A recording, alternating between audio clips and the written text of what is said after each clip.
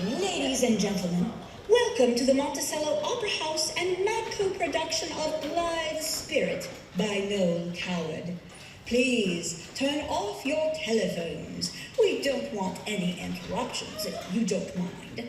There will be 2 10-minute intervals, so plan your drinking and so forth accordingly. So, pip pip, cheerio. We're British. Do try to keep up. There's a stout lad. And on with the show.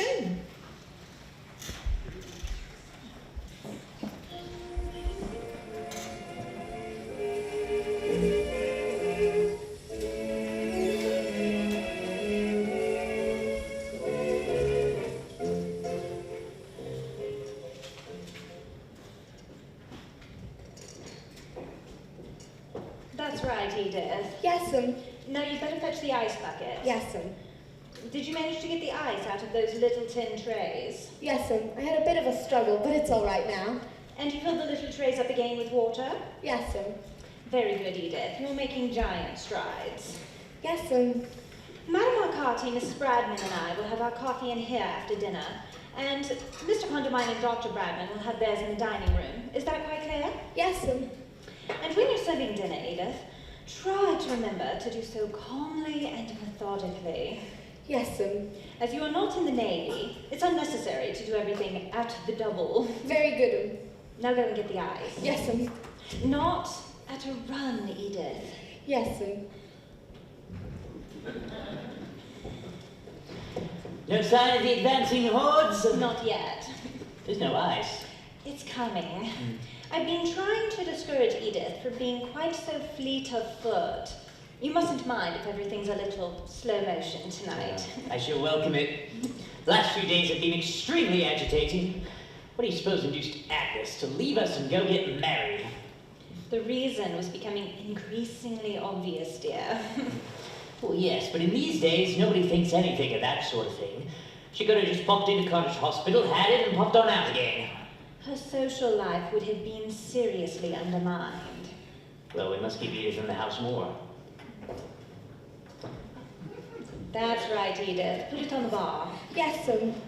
Edith, I think I left my cigarette case on my dressing table. Would you get it for me? Yes, sir. There now. You took her by surprise. Dry martini, I think, don't you? Yes, dear.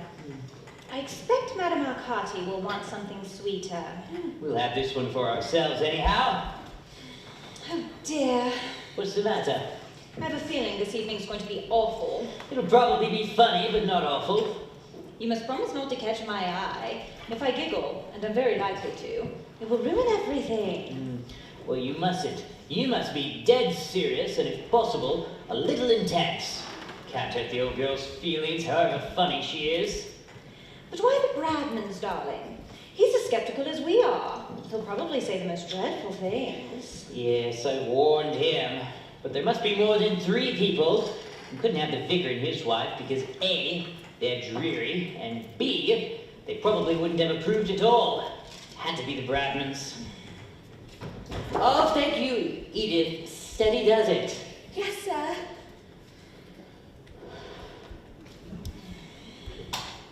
We might make her walk around with a book on her head like they do in deportment lessons. Yeah, try this. Lovely. Dry as a bone. To the unseen. I must say, that's a wonderful title. If this evening is a success, I shall begin work first thing tomorrow. How extraordinary it is. What? Oh, I don't know. Being right at the beginning of something. It gives one an odd feeling. Do you remember how I got the idea for The Light Goes Out? Suddenly seeing that haggard, raddled woman in the hotel at Biarritz? Of course I remember. We sat up half the night talking about it. She certainly came in very handy. Wonder who she was. And if she ever knew, ever recognized that description of herself. Poor thing. Well, here's to her anyhow. Have another? Yes, thank you, darling. Of course.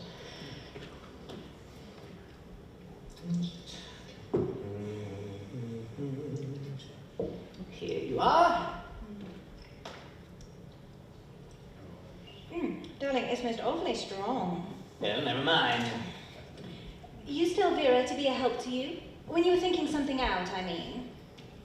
Every once in a while, when she concentrated. But she didn't concentrate very often. I do wish I'd known her. I wonder if you'd have liked her. I'm sure I should. As you talk of her, she sounds enchanting. Yes, I'm sure I should have liked her because, you know, I've never for an instant felt in the least jealous of her. That's a good sign. Poor Elvira. Does it still hurt when you think of her? No, not really. I almost wish it did. I feel rather guilty. I wonder, if I died before you'd grown tired of me, if you'd forget me so soon. What a horrible thing to say. No, I think it's interesting. Well, for one thing, I haven't forgotten Elvira. I remember her very distinctly indeed. I remember how fascinating she was and how maddening. I remember how badly she played all games and how cross she got when she didn't win. I remember her gay charm when she achieved her own way over something and her extreme acidity when she did not. I remember her physical attractiveness, which was tremendous, and her spiritual integrity, which was nil. You can't remember something that was nil. Well, I remember how morally untidy she was. Was she more physically attractive than I am? That is a very tiresome question, dear, and it fully deserves the wrong answer.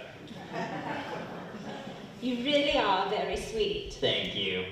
And a little naive, too. Why? Because you imagine that I mind about Elvira being more physically attractive than I am. I would have thought any woman would mind if it were true. Or perhaps I'm just old-fashioned in my view of female psychology. Not exactly old-fashioned, darling. Just a bit didactic. In what way? It's didactic to attribute to one type the defects of another type. For instance, because you know perfectly well that Elvira would mind terribly if you found another woman more attractive physically than she was, it doesn't necessarily follow that I should. Elvira was a more physical person than I'm certain of that. It's all a question of degree. I love you, my love. I know you do. But not the wildest stretch of imagination could describe it as the first fine, careless rapture. Would you like it to be? Good God, no. Wasn't that a shade too vehement? We're neither of us adolescent, Charles. We've neither of us led exactly prim lives, have we? And we've both been married before. Careless rapture at this stage would be incongruous and embarrassing. Well, I hope I haven't disappointed you in any way. Don't be so idiotic. After all, your first husband was a great deal older than you, wasn't he? I should hate you to think you'd missed out all along the line. There are moments, Charles, when you go too far. Oh, sorry, darling. As far as waspish female psychology goes, there's a rather strong vein of it in you. I've heard that said about Julius Caesar. Julius Caesar is neither here nor there. He may be here, for all we know. We shall ask Madame Arcati. You're awfully irritating when you're determined to be witty at all costs. Almost supercilious. That's exactly what Elvira used to say. I'm not at all surprised. I never imagined, physically triumphant as she was, that she was entirely lacking in perception. Oh, darling Ruth. There you go again. As I believe I've mentioned before, I love you, my love. Poor Elvira. Didn't that light comradely kiss mollify you at all? You're very annoying, you know you are. When I said poor Elvira, it came from the heart. You must have bewildered her so horribly. Well, don't I ever bewilder you at all? Never for an instant. I know every trick. Well, in that case, all I can say, we'd better get a divorce immediately. Put my glass down, there's a darling. She certainly had a great talent for living. It's a pity she died so young. Poor Elvira. That remark is getting monotonous. Poor Charles, then. Yes, that's better. And later on, poor Ruth, I expect. Oh, Ruth, you have no faith. You should really try to have a little faith. I shall strain every nerve. Life without faith is an arid business. How beautifully you put things, dear. I am the police. If I died, I wonder how long it would be before you married again. Oh, you won't die. You're not the dying sort. Neither was Elvira. Well, yes, she was, now that I look back on it. She had a certain ethereal, not quite of this world quality. Nobody could call you even remotely ethereal. Nonsense. She was of the earth, earthy. She is now, in any case. You No, that's the kind of observation that shocks people. It's discouraging to think how many people are shocked by honesty and how few by deceit. Write that down. You might forget it. Oh, you underrate me. Anyhow, it was a question of bad taste more than honesty. I was devoted to Elvira. We were married for 5 years, and she died. I missed her very much. But that was 7 years ago. I have now, with your help, my love, risen above the whole thing. Admirable. Mm-hmm. But if tragedy should darken our lives, I still say with prophetic foreboding, poor Ruth. Well, that'll be the Broughtmans. It might be Madame Arcati. No, she'll go on her bicycle. She always goes everywhere on her bicycle. Really is very spirited, the old gal. Shall I get it, or shall we let Edith have her fling? Wait a minute and see what happens. Perhaps she didn't hear? She's probably on one knee in a pre-sprinting position, waiting for Cook to open the kitchen door. Steady! Edith! Yes, sir.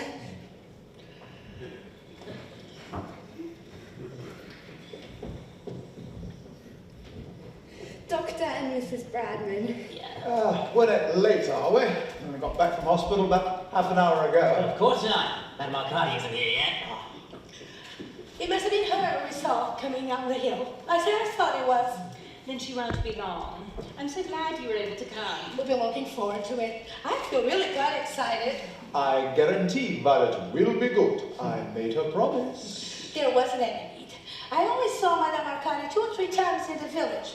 I mean, I never seen her do anything at all peculiar, if you know what I mean. A dry martini? Oh, by all means. She's certainly a strange woman. Some late chance remark in the Vicar's about seeing her up on the knoll on Midsummer Eve, dressed in sort of Indian robes, it made me realize she was a psychic at all. Began to make inquiries, and apparently she's been a professional in London for years.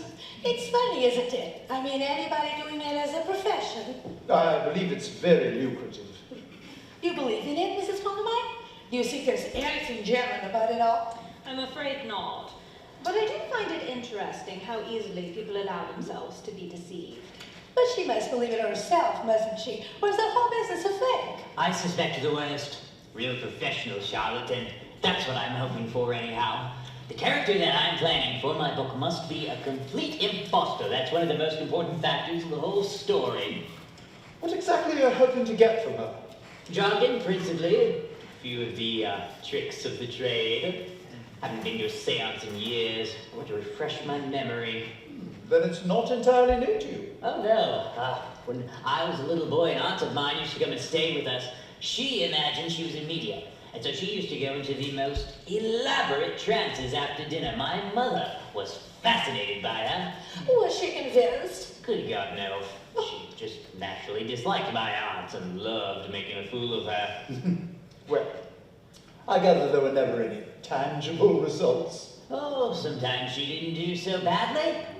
I remember one occasion we were all gathered round in the pitch dark after dinner listening to my mother grope her way through Chaminade at the piano, when suddenly my aunt gave a shrill scream and said she saw a small black dog sitting by my chair.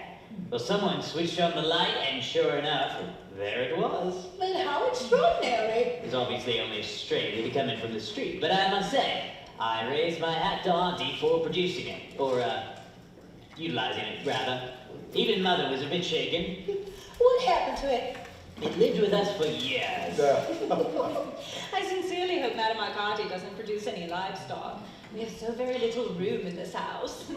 Do you think she tells fortunes? I love having my fortune told. I expect she does. I was once told on the pier at Southsea that I was surrounded by lilies and a golden 7. It worried me for days. Now, we really must all be very serious and pretend we believe implicitly. Otherwise, she won't play. Also, she might really mind. It would be cruel to upset her. I shall be as good as gold. Have you ever attended a doctor? Professionally, I mean. Oh yes, she had influenza in January. She's only been here just over a year, you know. I must say, she was singularly unpsychic. Then, I always understood that she was an authoress. Yes, we originally met as colleagues at one of Mrs. Wilmot's Sunday evenings in Sandgate. What sort of books does she write? Two sorts. Rather whimsical children's stories about enchanted woods filled with highly conventional flora and fauna, and enthusiastic biographies of minor royalties. They're very sentimental, reverent, extremely funny. Here she is. She knows there's a cheer about tonight. You're not going to spring it. Of course not. The whole thing was arranged last week. I merely told her how profoundly interested I was in anything to do with the occult. She blossomed like a rose. I really feel quite nervous, as though I were going to make a speech. You'd better go meet her, darling. Yeah. I've leaned my bike up against this little bush. It would be perfectly all right if no one touches it.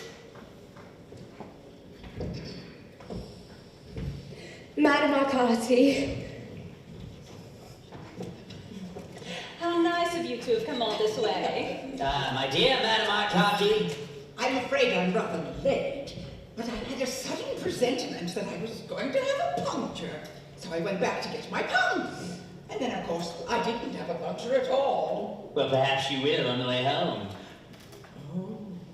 Oh, Dr. Bradman, the man with the gentle hands. I'm delighted to see you looking so well. This is my wife. Oh, yes, we're old friends. We meet coming out of the shops. Would you like a cocktail, Madam Arcati? If it is a dry martini, yes. If it is a concoction, no. Well, it is a dry martini. Delicious. It was wonderful cycling through the woods this evening. I was deafened with bird song. It's been lovely all day. Yes, but the evening's the best, mark my words. Thank you. Cheers. Cheers. Don't you find it tiring bicycling everywhere? On the contrary, it stimulates me. I was getting far too sedentary in London.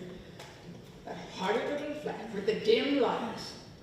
They had to be dim, you know. The clients expected.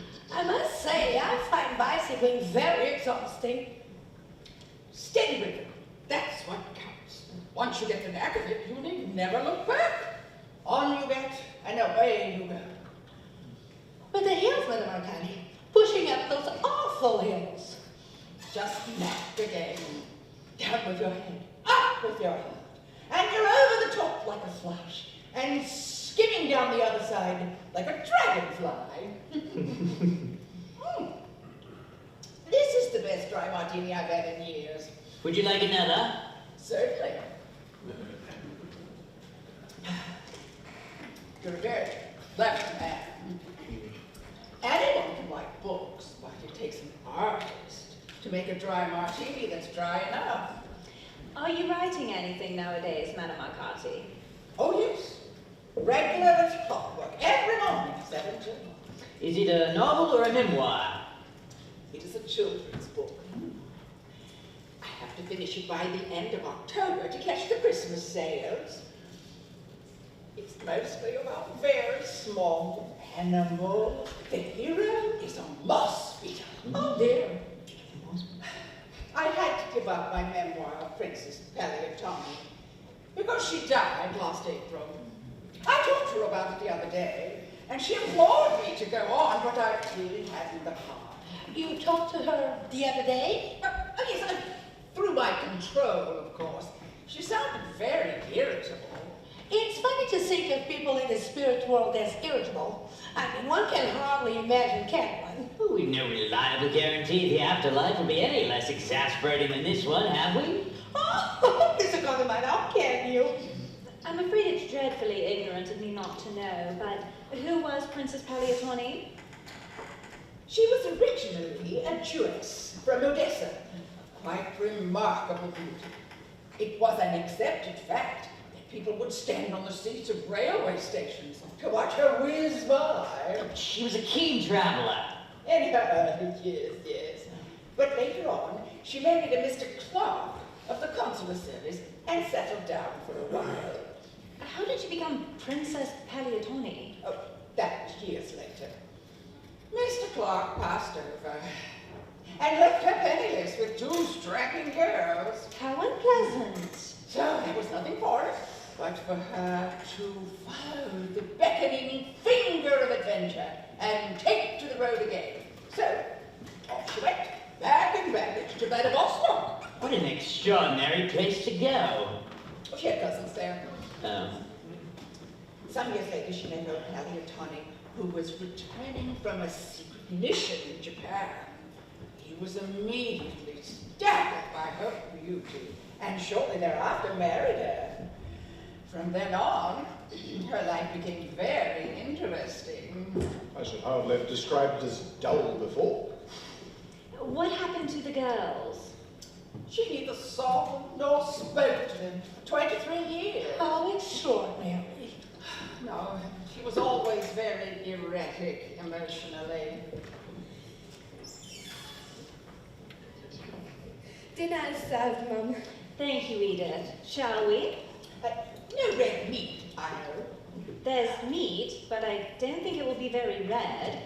Would you rather have an egg or something? No, it's just that I make it a rule never to eat red meat before I work. It sometimes has an odd effect. What sort of effect? Oh, nothing of the least importance. If it isn't very red, it won't matter.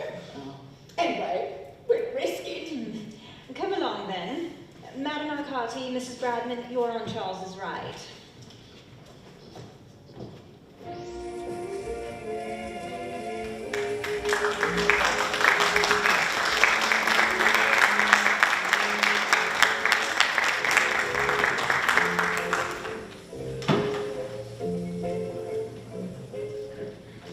On her mother's side, she went right back to the Borgias, which I think explained a lot in one way or another.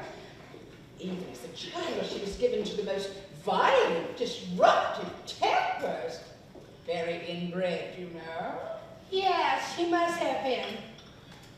My control was quite scared the other day when we were talking. I could hear it in her voice. After all, she's only a child.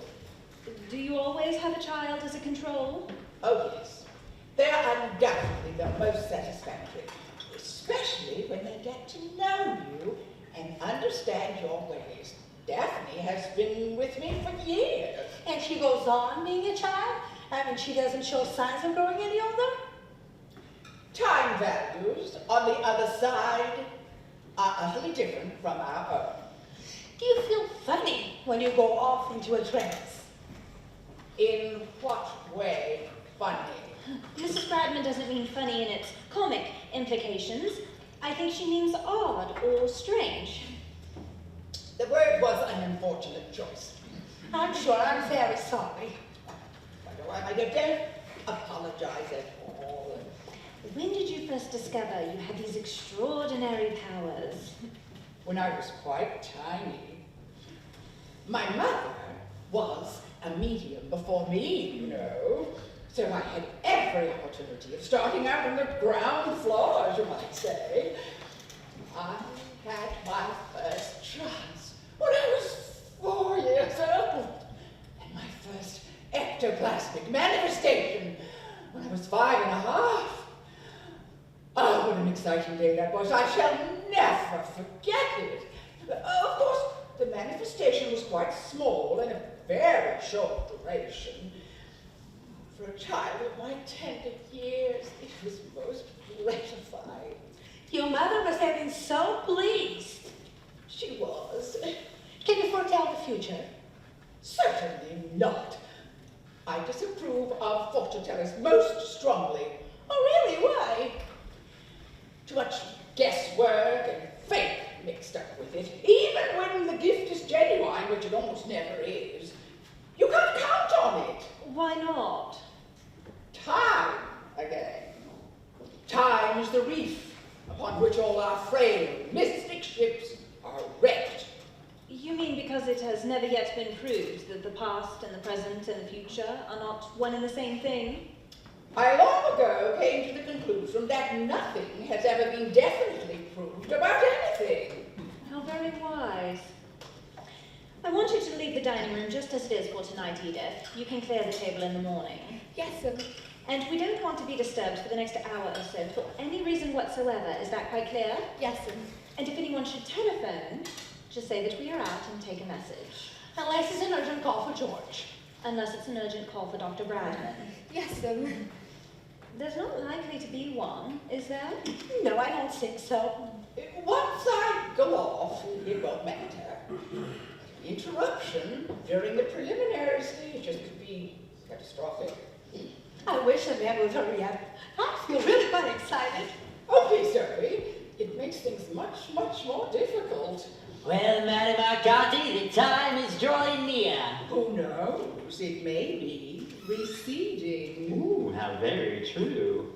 I hope you feel in the mood, Madam Arcati. It's not a question of mood. It's a question of concentration. You must forgive us being impatient. We can perfectly easily wait till if you're not quite ready to start. Oh, nonsense. I'm perfectly ready, my dear. Hi ho, to work we go. Is there anything that you'd like us to do? Do? Yes, sir. Hold hands, anything. All that will come later. First, a few deep, deep breaths of fresh air.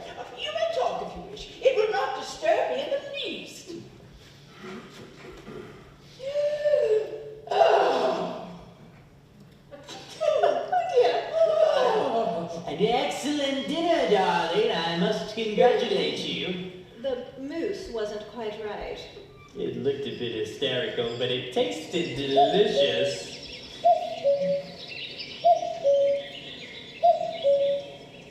That cuckoo is very angry. I beg your pardon? I said that cuckoo is very angry. Listen. How can you tell? Amber and no moon, which is well, I think. And there's mist rising off the marshes. There's no need for me to light my bicycle lamp, is there? I mean, no one is likely to fall over it. No, we're not expecting anyone else. Good night, you foolish bird.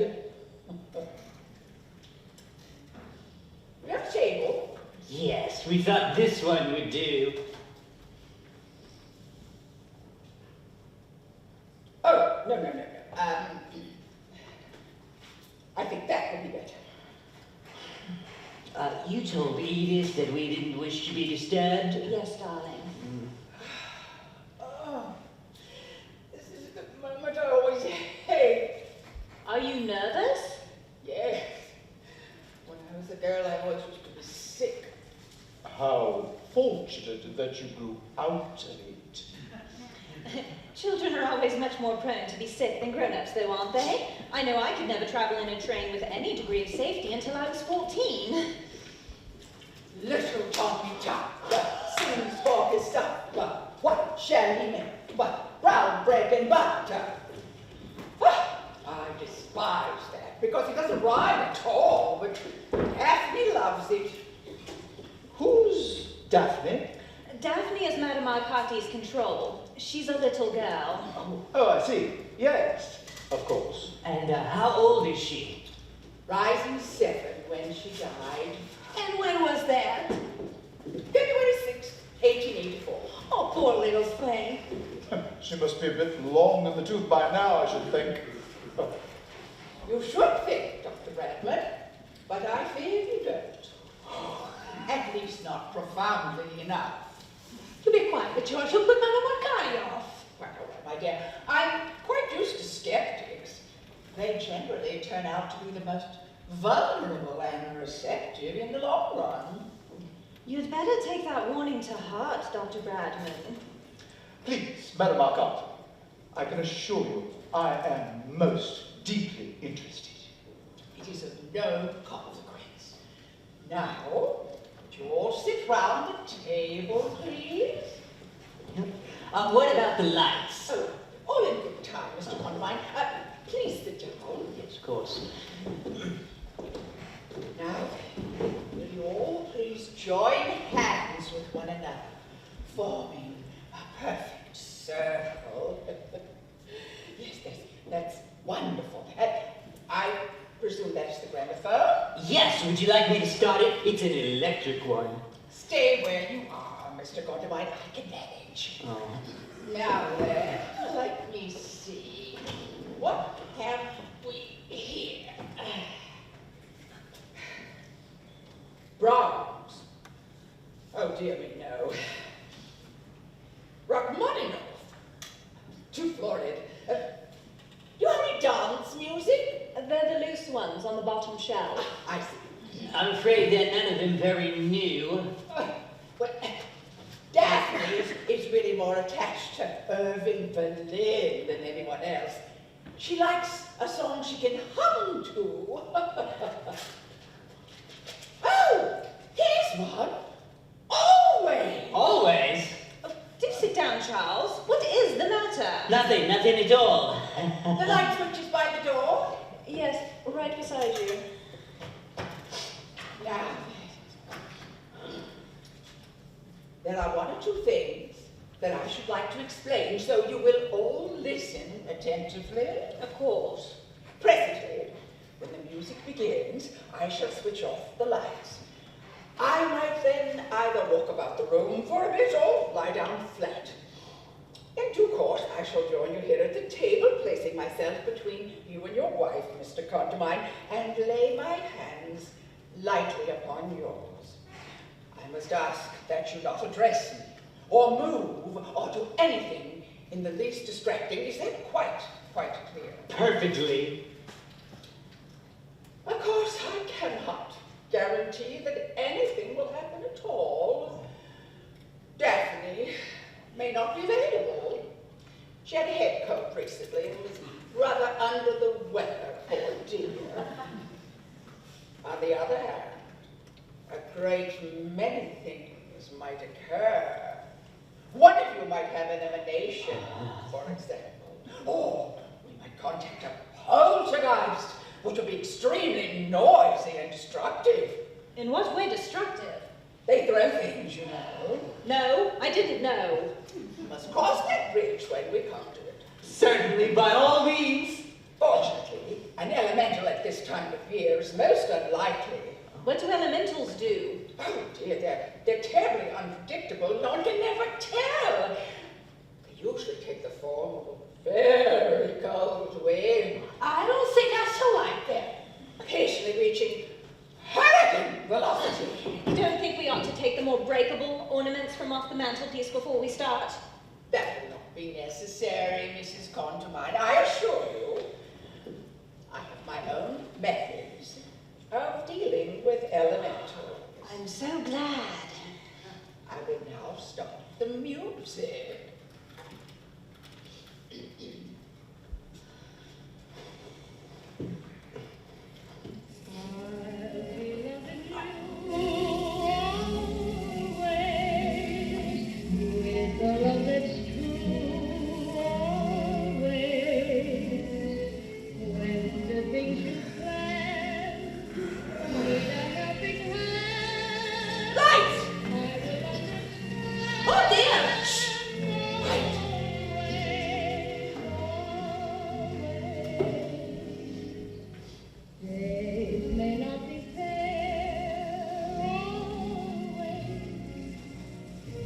Is there anyone there?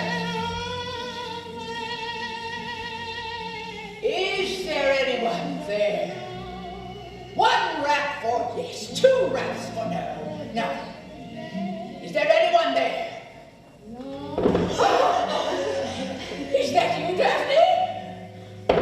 Oh, is your cold better, dear? Oh, I'm sorry. Are you doing anything for it? I'm afraid she's rather fretful.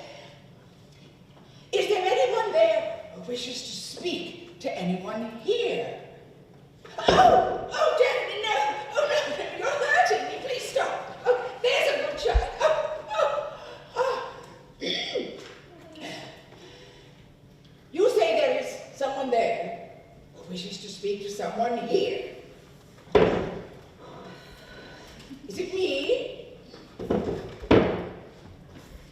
Dr. Bradford? Is it Mrs. Bradford? Is it Mrs. Condamine? Oh, behave yourself, stop it! Is it Mr. Condamine? Someone wishes to speak to you, Mr. Condamine. Tell them to leave a message. I must ask you not to be flippant, Mr. Condamine. Oh, Charles, how can you be so idiotic? You'll ruin everything. I'm sorry, it just slipped out. Do you know anyone who has passed over recently? Not recently, except my cousin in the civil service, but he wouldn't be likely to want to communicate with me. We haven't spoken in years. Are you Mr. Condamine's cousin in the civil service? Here we've drawn a blank. Can you think of anyone else? Rack your brains! It might be old Mrs. Plummet, you know. She died on Whit Monday. Oh, no, I can't imagine why old Mrs. Plummet would wish to talk to me. We had very little in common. It's worth trying anyhow. Are you old Mrs. Plummet? She was very deaf. Perhaps you'd better shout. Are you old Mrs. Plummet? I'm afraid there's no one there at all. How disappointing. We were getting on so nicely. Violet, be quiet. Well, I'm afraid there's nothing for it but that I shall have to go into a trance. I had hoped to avoid it because it is so exhausting. But what must be, must be. Excuse me while I start the music again. Oh, not always. Don't play always again. Why ever not, Charles? Don't be absurd. I'm afraid I must, Mr. Condamine. It would be imprudent to change horses in midstream, if you know what I mean. Oh, have it your own way.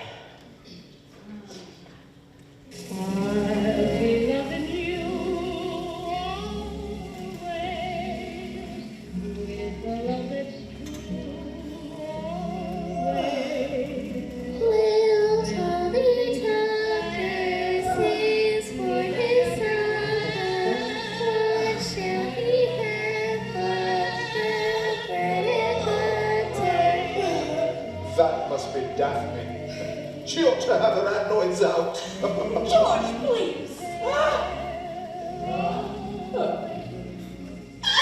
My God! He's running away. I can't hold it. Press that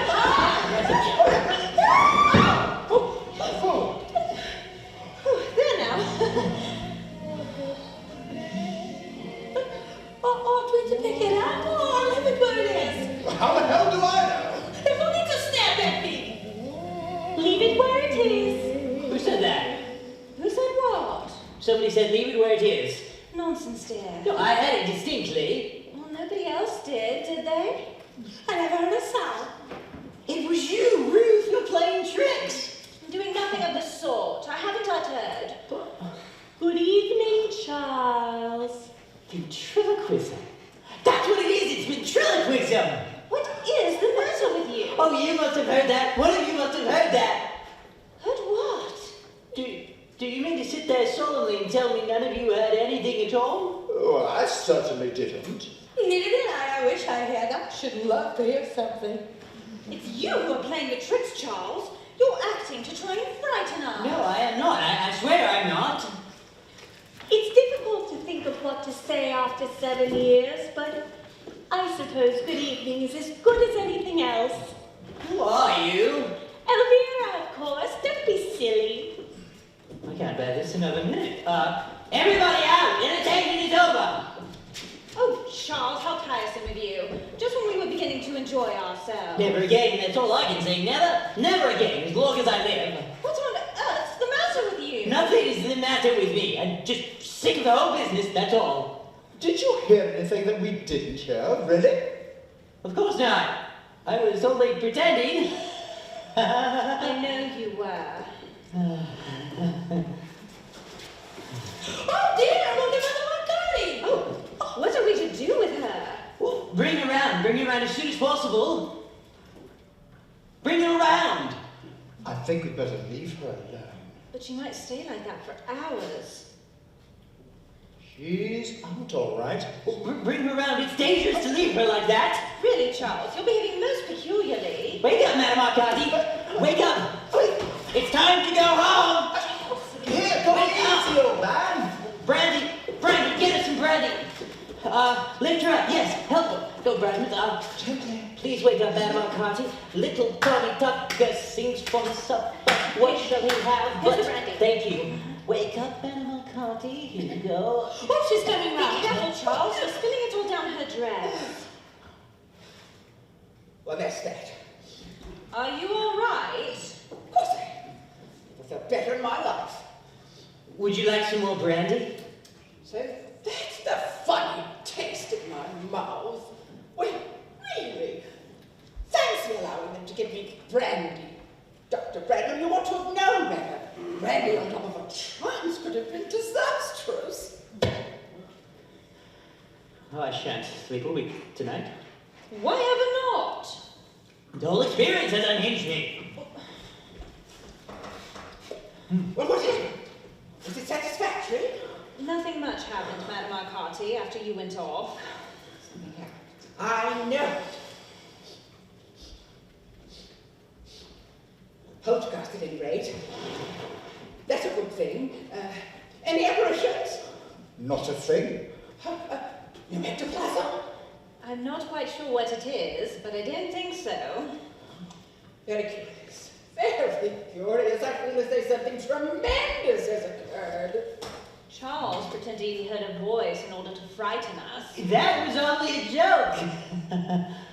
A very poor one, I might say so. Nevertheless, I am prepared to swear that there is someone else psychic in this house, apart from myself. I'm not sure how there can be, really, Madame Arcati. Well, I do hope I haven't gotten released something. Well, we're bound to know in a day or two. If you have any manifestations or hear any unusual noises, you must let me know at once. Of course we will. We'll telephone immediately. Yes, I feel I really must be going now. Would you like anything before you go? Oh, thank you. No, I have some Ovaltine in a saucepan.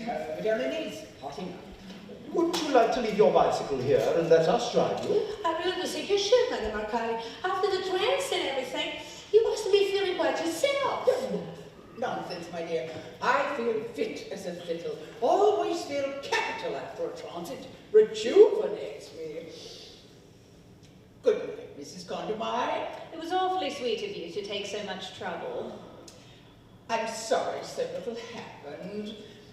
It was a cold of Daphne's, I expect. You know what children are like. When there's anything wrong with them, we must try again some other night. That would be lovely.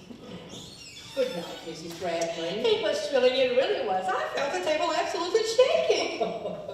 Doctor, Congratulations, Madame Arcati. I fully realize the irony in your voice, Dr. Bradman. As a matter of fact, you would be an admirable subject for telepathic hypnosis. A great chum of mine is an expert. I should like her to look you over. I'm sure I should be charmed. Well, good night, everyone. Next time, we must really put our backs into it.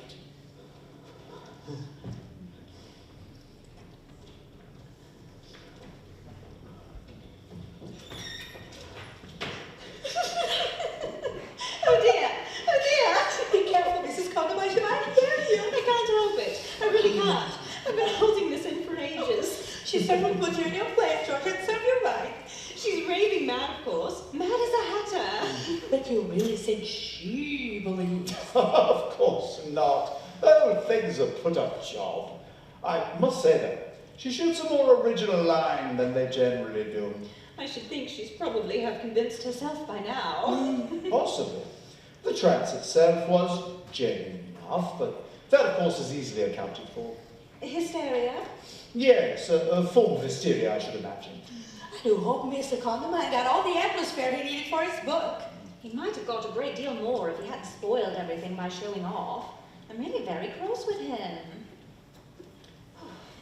suddenly felt a draft. There must be a window open. No, they're shut. It must have been one of those, what should they call them? The Madame was talking about. Elemental. Oh no, it couldn't be. She distinctly said it was the wrong time of the year for elementals. Well, the old girl's gone pedaling off down the drive at the hell of a speed. We had a bit of trouble lighting the lamp. Poor thing. I've got a theory about her, you know. I believe she's completely sincere. Charles, how can she be? Or wouldn't it be possible, Doctor? Some sort of self-hypnotism? It might be. As I was explaining to you just now, there are certain types of hysterical subjects that, you know... George, dear, it's getting terribly late. You really must go home. You have to get up so early in the morning. You see, the moment I begin to talk about anything that really interests me, my wife interrupts me.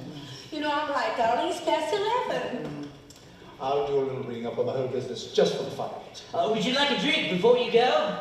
No, thanks, really. Violet is quite right, I'm afraid. I have to get up abominably early tomorrow. I have a patient being operated on in Canterbury. It has been a thrilling evening. I shall never forget it. It was so sweet of you to include us. Good night, Mrs. Conrad. Thank you so much. You're sure about the drink? Oh, quite sure, thanks. We'll be sure to let you know if we find any poltergeists whirling about. I should never forgive you if you didn't. Come along, darling.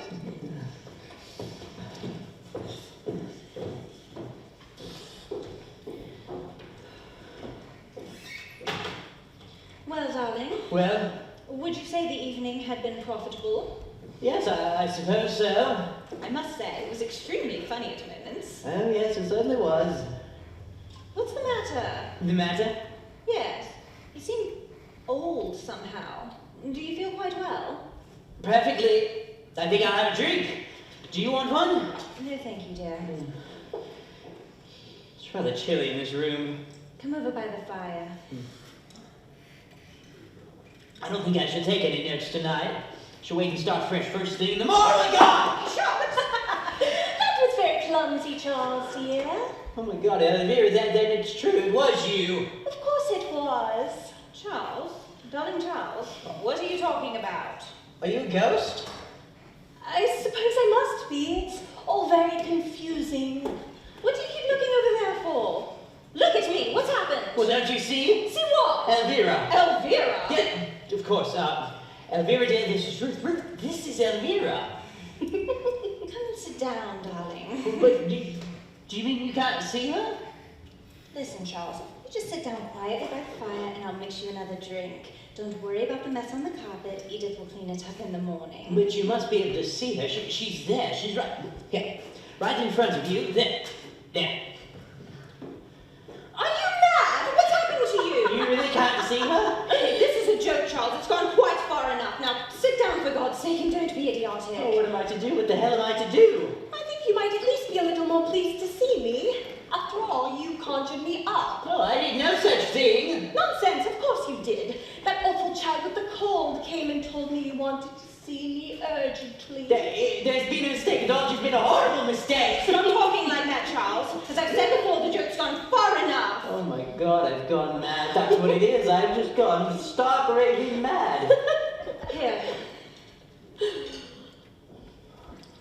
Drink this. Oh, this is appalling. Relax. How can I relax? I shall never be able to relax again as long as I live. Drink some brandy.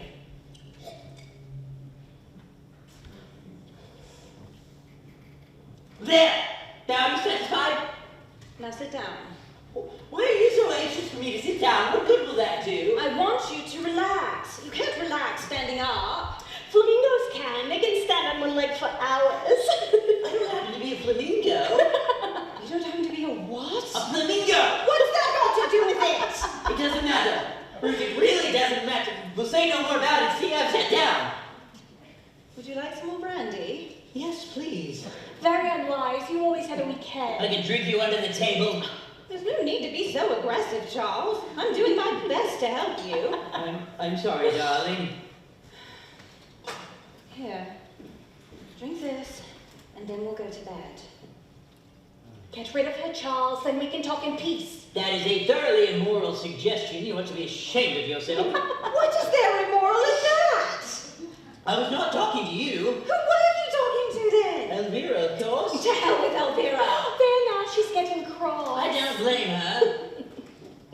What don't you blame her for? Oh, God. Now look here, Charles. I gather you've got some sort of plan in all this. I'm not quite a fool. I suspected you when we were doing that idiotic seance. Don't be silly. What sort of plan could I have? I don't know. It's probably something to do with the characters in your book, how they or one of them would react to a certain situation. I refuse to be used as a guinea pig without being warned beforehand what it's all about. Elvira is here, Ruth. She's standing right there a few yards away from you. Yes, dear. I can see her distinctly. She's right next to me, riding a zebra. Ruth, please! I'm not going to argue about this any longer. Hooray! Shut up. How dare you speak to me that way? No, Ruth, listen, please listen. I'm not listening to any more of this nonsense. I'm going up to bed now. I shall leave you to turn out the lights. I shan't be asleep. I'm far too upset. So you can come in and say goodnight to me if you feel like it. That's big of her, I must say. Oh, be quiet. You're acting like a gutter snipe. That is all I have to say. Good night, Charles. Ruth, please. Listen, Ruth. That was one of the most enjoyable half hours I have ever spent. Oh, Elvira, how could you? Poor Ruth. This is obviously an hallucination, isn't it? I'm afraid I don't know the technical term for it. What am I to do? What Ruth suggested, relax. Where have you come from? Do you know, it's very peculiar, but I've sort of forgotten. Are you staying here indefinitely? I don't know that either. Oh, my God. Why would you hate it so much if I was? Well, you must admit this would be very embarrassing. I don't see why. It's all a matter of adjusting yourself. Anyhow, I think it's horrid of you to be so unwelcoming and disagreeable. But listen, Elvira. I do. I think you're mean. Well, try and see my point, dear. I've been married to Ruth for 5 years now, and you've been dead for 7. Not dead, Charles. Passed over. It's considered vulgar to say dead where I come from. All right, passed over then. Mm-hmm. At any rate, now that I'm here, the least you can do is to make a pretense of being amiable about it. Yes, of course. I am delighted to see you in one way. I don't believe you love me anymore. I will always love the memory of you. You mustn't think me unreasonable, but I really am a little hurt. You called me back, and at great inconvenience I came, and you've been thoroughly churlish to me ever since I arrived. Elvira, I most emphatically did not call you back. There's been some mistake. Well, somebody did, and that child said it was you. I remember I was playing backgammon with a very sweet old Mongolian gentleman. I think his name was Genghis Khan. And I just ran double sixes, and then the child paged me, and the next thing I knew, I was in this room. Perhaps it was your subconscious.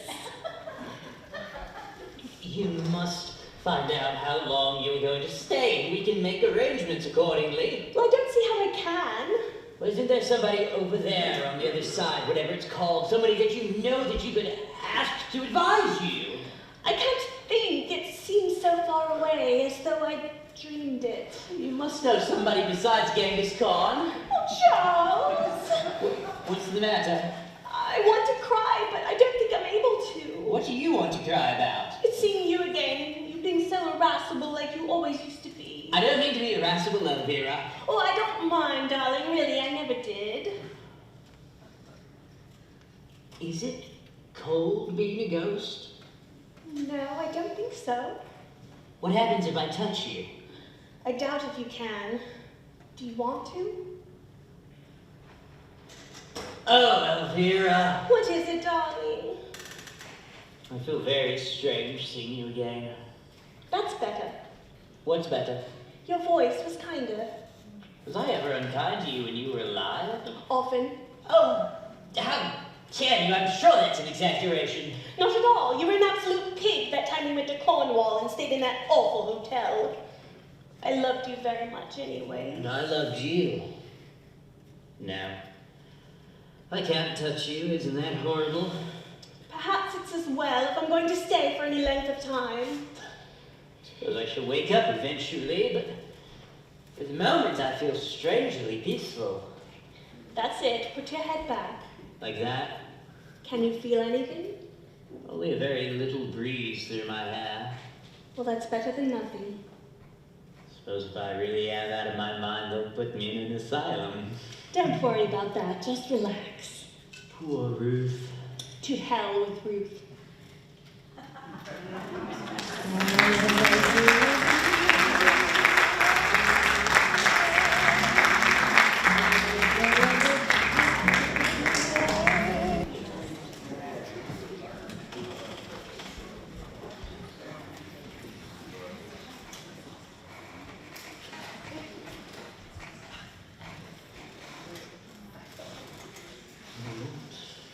Yesterday, not for just now, but always. Good morning, darling. Good morning, Charles. Ah, yes, it is. It certainly is. What certainly is what? A good morning. Tremendously good morning. Not a cloud in the sky and everything looks newly washed. Edith's keeping your breakfast hot. You'd better ring. Anything interesting in the Times? Don't be silly, dear. I intend to work all day today. Good. It's extraordinary about daylight, isn't it? How do you mean? The way it reduces everything to normal. Does it? Yes, it does. I'm sure I'm very glad to hear it. You're very glacial this morning. Are you surprised? Frankly, yes. I expected more of you. Well, really? I've always looked upon you as a woman of perception and understanding. Perhaps this is one of my off days.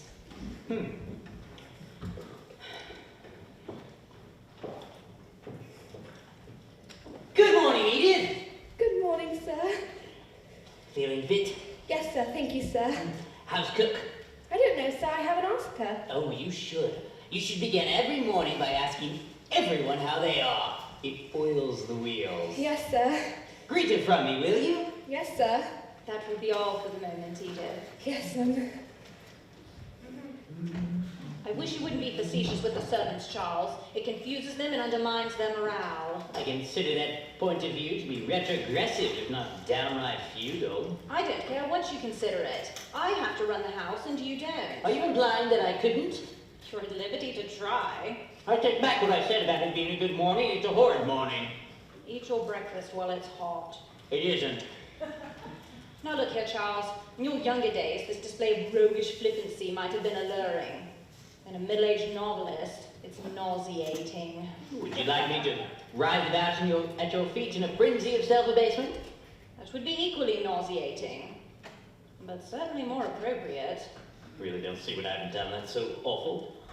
You behaved abominably last night. You wounded me and insulted me. I was the victim of an aberration. Nonsense. You were drunk. Drunk? You had 4 strong dry martinis before dinner. A good deal too much burgundy at dinner. Heaven knows how much port and cumber with Dr. Bradman while I was doing my best to entertain that mad woman. And then 2 double brandies later, I gave them to you myself. Of course you were drunk. So that's your story, is it? You refused to come to bed. And finally, when I came down at 3 in the morning to see what had happened to you, I found you in an alcoholic coma on the sofa with the fire out and your hair all over your face. I was not in the least bit drunk, Ruth. Something happened to me last night. Something very peculiar happened to me. Nonsense. No, it isn't nonsense. I know it looks like nonsense now in the clear, remorseless light of day, but last night it was far from being nonsense. I honestly had some sort of a hallucination. I would really rather not discuss this any further. But you must discuss it. It's very disturbing. There, I agree with you. It showed you up in a most unpleasant light. I find that extremely disturbing. I swear to you, Ruth, during the seance, I was convinced that I heard Elvira's voice. Nobody else did. Well, I can't help that. I did. You couldn't have. And later on, I was equally convinced that she was here in this room. I saw her distinctly, and I talked to her. After you'd gone to bed, we had quite the cozy little chat. And you seriously expect me to believe that you weren't drunk? I know I wasn't drunk. If I'd been all that drunk, I should have a dreadful hangover now, shouldn't I? I'm not at all sure that you haven't. I haven't got a trace of a headache, and my tongue's not coated. Look at it. I haven't the least desire to look at your tongue. Kindly put it in again. I know what it is. You're frightened. Frightened? Rubbish. What is there to be frightened of? Elvira, you wouldn't have minded all that much even if I had been drunk. It's only because it was all mixed up with Elvira. I seem to remember last night before dinner telling you that your views of female psychology were rather didactic. I was right. I should have added that they were puerile. That was when it all began. When what all began? We were talking too much about Elvira. It's dangerous to have somebody very strongly in your mind when you go dabbling in the occult. She certainly wasn't strongly in my mind. Well, she was in mine.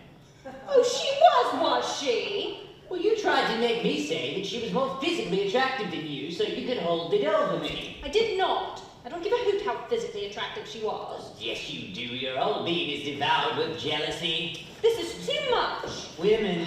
My God, when I think of women. Your view of women is academic, to say the least of it.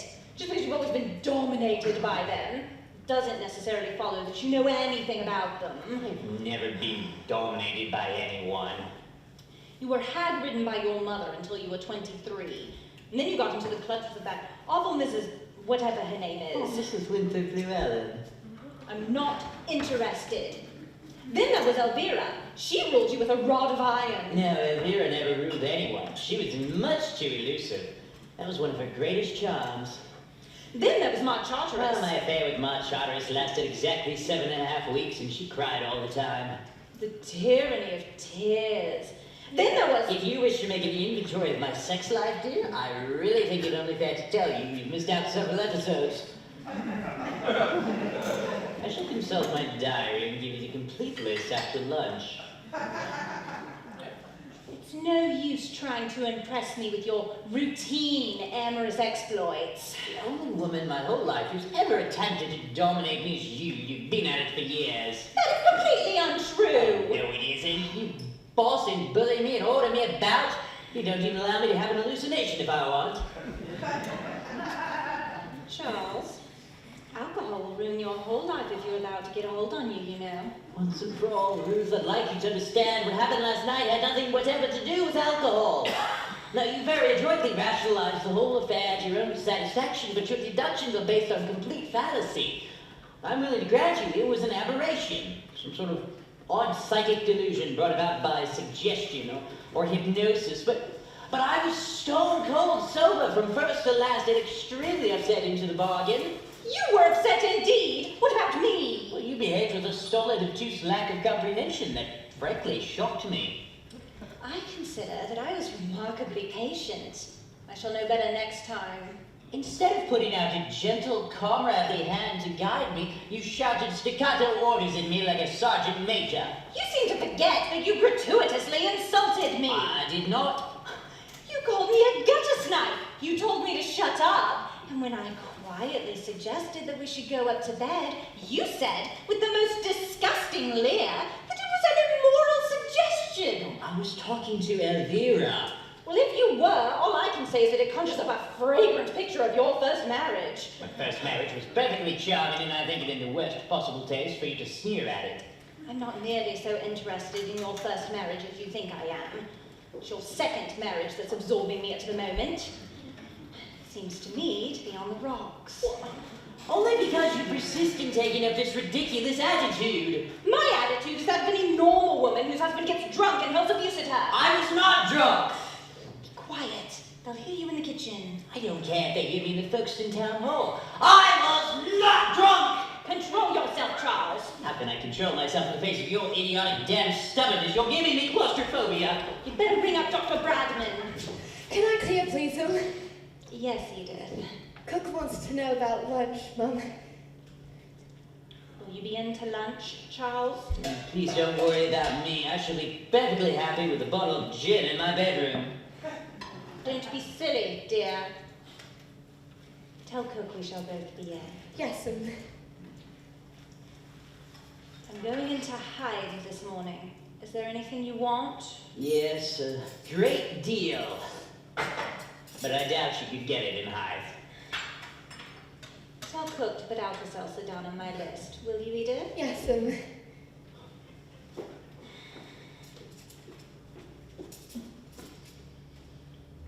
It's clouding over. You have a genius for understatement. Don't worry about the table, Edith. I'll put it away. yes,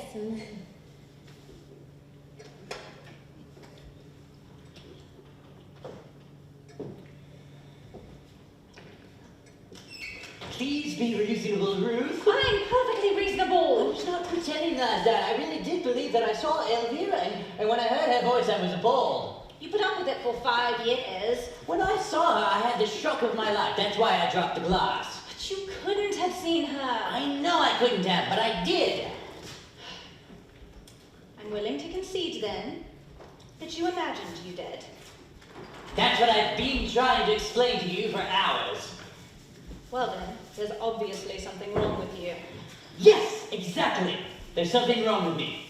There's something fundamentally wrong with me. That's why I've been imploring your sympathy, and all I got was a sterile temperance lecture. You had been drinking, Charles. There's no denying that. No more than usual. Well, how do you account for it, then? I can't account for it. That's what's so awful. Did you feel quite well yesterday? During the day, I mean. Yes, of course I did. What did you have for lunch? You ought to know. You had it with me. Let me see now.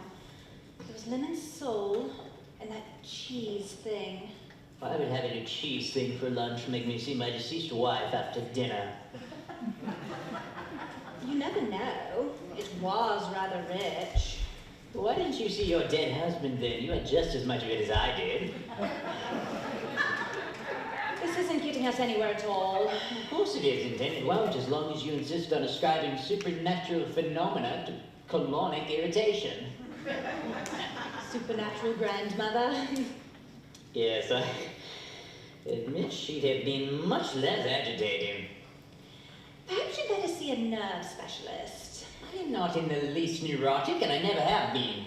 A psychoanalyst, then? No, I refuse to endure months of expensive humiliation only to be told at the end of it that at the age of 4 I was in love with my rocking horse. Well, what do you suggest, then? I don't suggest anything at all. I'm profoundly uneasy. Perhaps there's something pressing on your brain. Well, if there was something pressing on my brain, I should have violent headaches, shouldn't I? Not necessarily. An uncle of mine had a lump the size of a cricket ball pressing on his brain for years, and he never felt a thing. I know I would know if I had anything like that. He didn't. What happened to him? He had it taken out, and he's been bright as a button ever since. Well, was he suffering from delusions? Did he see things that weren't there? No, I don't think so. Well, what in the hell are we talking about him for then? It's a sheer waste of valuable time. I only brought him up as an example. I think I'm going mad. How do you feel now? Physically, you mean? Altogether. Well, apart from being worried, I feel quite normal. Good. You're not hearing or seeing anything in the least unusual? No, not a thing. You've absolutely ruined that border by the sundial.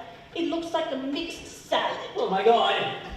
What's the matter now? She's here again. What do you mean? Who's here again? Elvira! Pull yourself together and don't be absurd.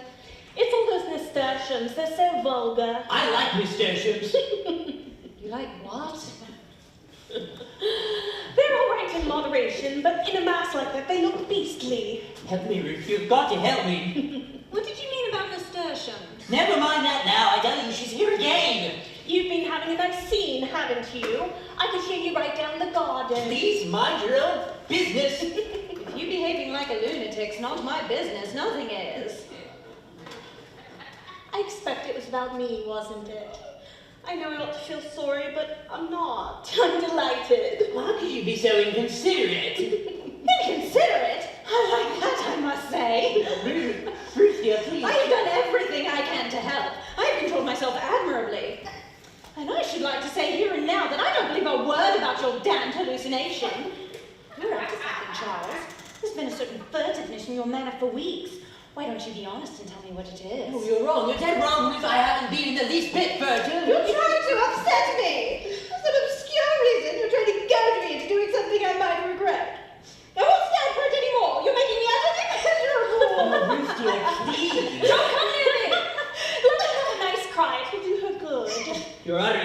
promise. Elvira, please help me. How? Make her see you or something. Oh, I'm afraid I couldn't do that. It's technically the most difficult business. Frightfully complicated, you know. It takes years of study. But you are here, aren't you? You're not an illusion. Well, I may be an illusion, but I'm most definitely here. Well, you must promise me in future you will only come and talk to me when I'm alone. How unkind you all, making me feel so unwanted. I've never been treated so rudely. I don't mean to be rude, Elvira, but you must see this It's is... your own fault for having married a woman who's incapable of seeing beyond the nose on her face. If she had a grain of real sympathy or affection for you, she'd believe what you tell her. How could you expect anyone to believe this? You'd be surprised how gullible people are. We often laugh about it on the other side. Charles, Yes, dear? I'm awfully sorry I was cross. Oh, Ruth, dear. I understand everything now. I do, really. You do? Of course I do. Look out, she's up to something. Be quiet. Of course, darling. We'll all be quiet, won't we? All these quiet little mice. Oh, yes, Ruth, dear. I want you to come upstairs with me and go to bed. The way that woman hops on bed is nothing short of erotic. I'll deal with you later. Very well, dear. Come along. What are you up to? I'm not up to anything. I just want you to go quietly to bed and wait there until Dr. Bradman comes. No, Ruth, you're wrong. Come, dear. She'll have you in a straitjacket before you know where you are. Help me, Elvira. My dear, I would with pleasure, but I can't think how. I can. Listen, Ruth. Yes, dear. If I promise to go to bed, will you let me stay down here for 5 minutes longer? I really think... Please bear with me, however man may seem, just bear with me. Just 5 minutes longer. Very well. What is it? Thank you. Come, sit down. All right. There. All right, now listen, Ruth. Listen very carefully. Have a cigarette, it will soothe your nerves. I don't want a cigarette. And you shan't have one, darling. I want to explain to you clearly and without emotion that beyond any shadow of a doubt, the ghost or the shade or whatever you would like to call it of my first wife, Elvira, is here in this room. Yes, dear. I know you don't believe it. You're trying valiantly to humor me. But I intend to prove it to you. Why not lie down and have a nice rest, and you can do anything you want to later on. Well, she may not be here later on. Don't worry, she will. Oh my God. Hush, dear. Elvira, promise me that you'll do what I ask. That all depends what it is. Now, Ruth, do you see that vase of flowers up there on the mantel? Yes, darling, I did it myself this morning. Very untidily, if I may say so. You may not. Very well. I never will again. I promise. Elvira will now take that vase of flowers. She will bring it here, and she will take it back again. You'll do that, won't you, Elvira, just to please me? I really don't see why I should. You've been quite insufferable to me ever since I materialized. Please. All right, just this once. Not that I approve of all these masculine and avant carryings on. All right, now, watch carefully, Ruth. Very well. Go on, Elvira. Take it here and back again.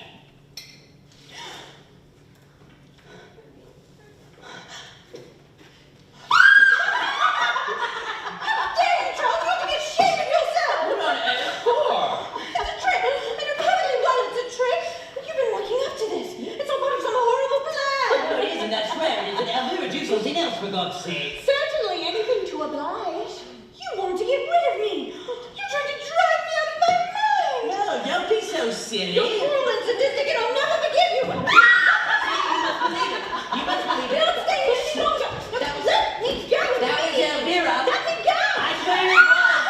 Ruth. Charles, this is madness. Sheer madness. It's some sort of auto-suggestion, isn't it? Some form of hypnotism? Swear to me it's only that. Swear to me it's only that. Hypnotism, my foot.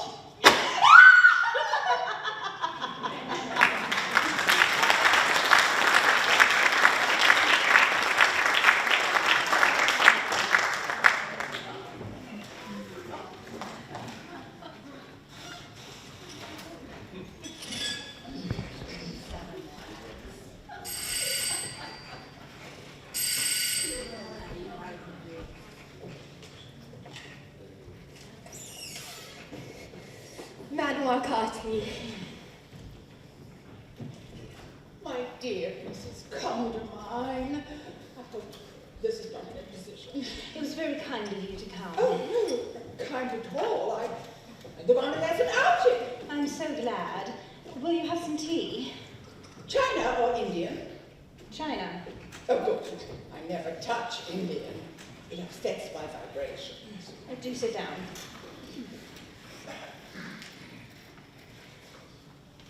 I find this room very interesting. Very interesting indeed. I noticed it the other evening. I'm not entirely surprised. Have you ever been to Cowden Manor? No, I'm afraid I haven't. It's very interesting too. Strikes you like a blow between the eyes. The moment you walk into the drawing room, 2 sugars, please, and no milk at all. I'm profoundly disturbed, Madame Arcati, and I want your help. Ah, I hope as much. What's in these sandwiches? Cucumber. Couldn't be better. Oh, goodness, I made such a mess. Fire away. It's most awfully difficult to explain.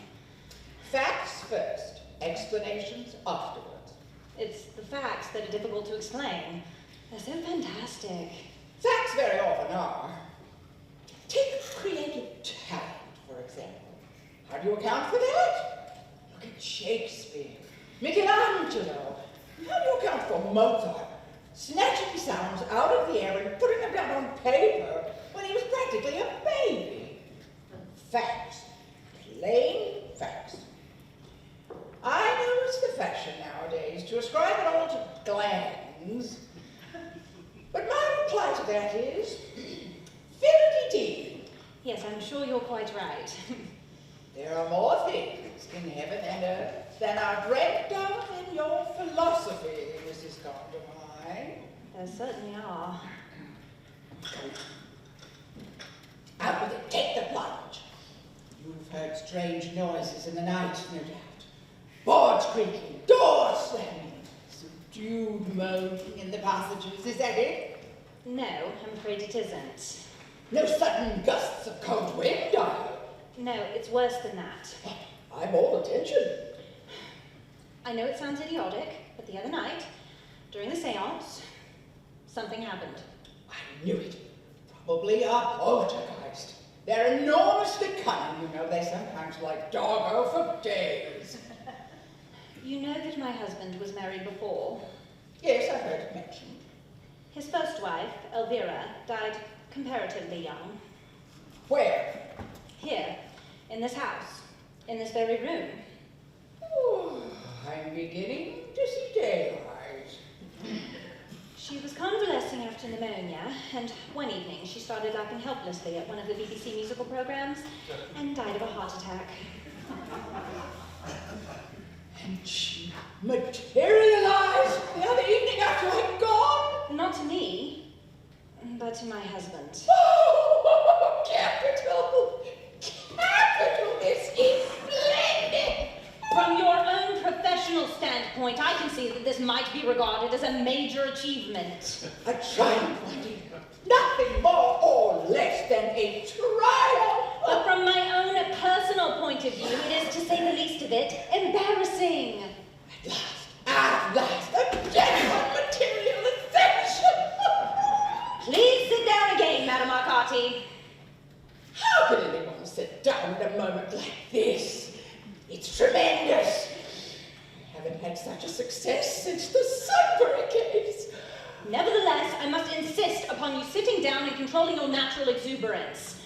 I can appreciate fully your pride in your achievement, but I'd like to point out that it has made my position in this house untenable, and I hold you entirely responsible.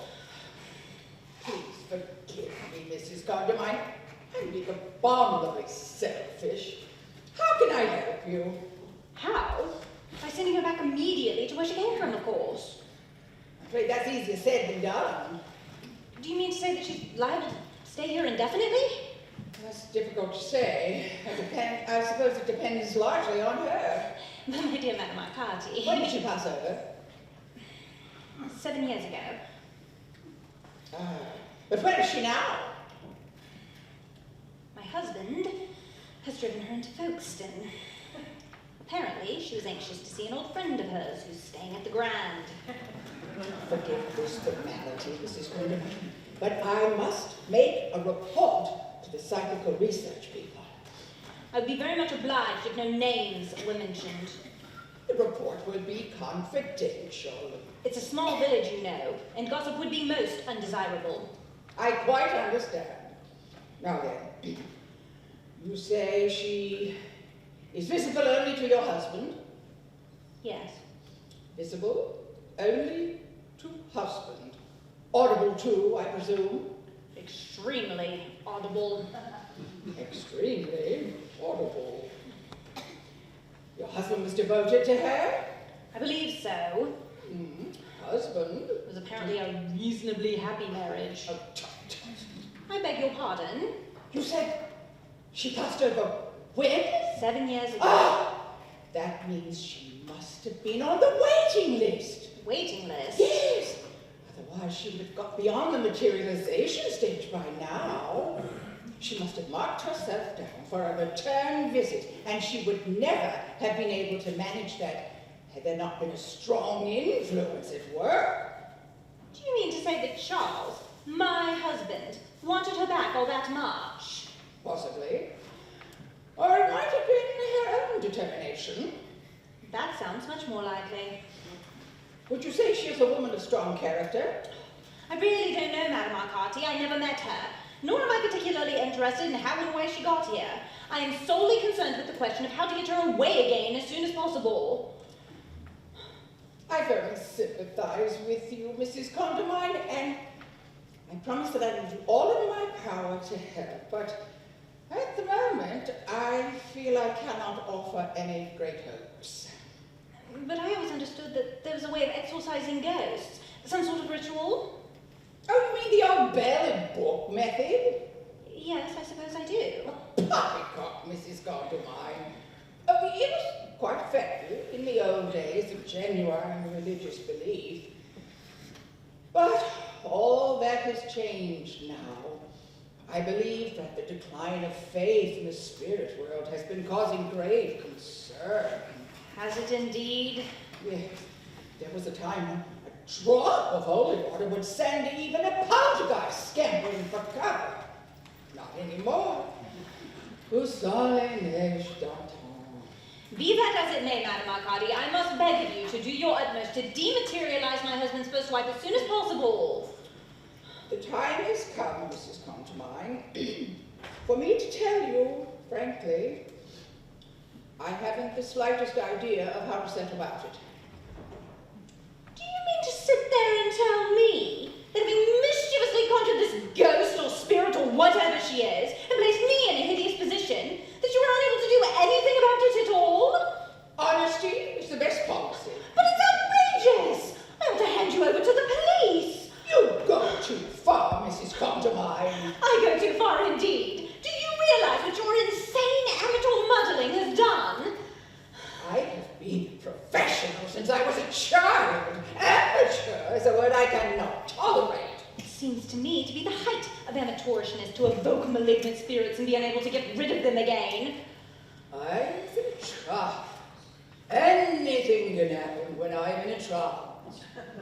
Well, all I can suggest is that you go into another one immediately and get this damned woman out of my house. I can't go into trances at a moment's notice. It takes hours of preparation. In addition to which, I must be very careful of my diet for days beforehand. Today, for instance, I happened to lunch with friends and had pigeon pie. And that plus these cucumber sandwiches would make a trance out of the question. Well, you'll have to do something. I will report the matter to the Society for Psychical Research at the earliest possible moment. Will they be able to do anything? I doubt it. They'd send an investigation committee, I expect, and there'd be lots of questioning and wall tapping, mumbo jumbo. And then they'd have a conference, and you'd probably have to go up to London to testify. It's too humiliating, it really is. Oh, please try not to upset yourself. Nothing can be gained by upsetting yourself.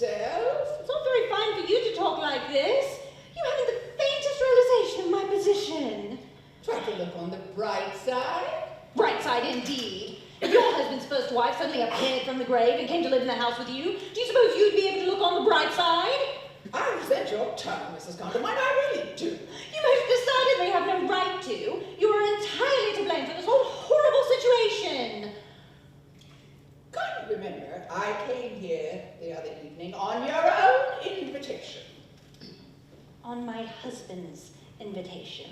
Be that as it may, I did what I was requested to do, to give a seance and establish contact with the other side. I had no idea there was any ulterior motive mixed up in it. Ulterior motive? Your husband was obviously eager to get in touch with his first wife. Had I been aware of that at the time, I would naturally have consulted you beforehand. After all, no less obliged. He had no intention of trying to get in touch with anyone. The whole thing was planned in order to get material for a mystery story he's writing about a homicidal medium. Am I to understand that I was only invited here in a spirit of mockery? Not at all. He merely wanted to make notes of some of the tricks of the trade. Oh, tricks of the trade? Oh, insufferable. I have never been so insulted in my life. I fear I have nothing else to say to you, Mrs. Condamine. Goodbye. But please don't go. Please.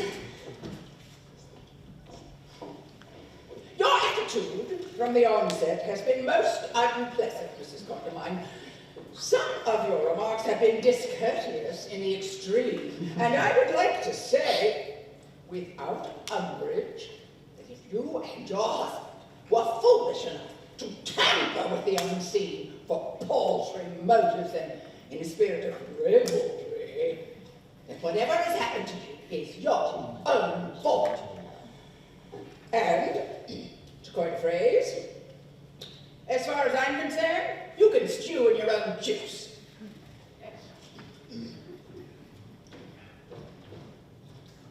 Damn, damn, damn! What on earth was Madame Arcati doing here?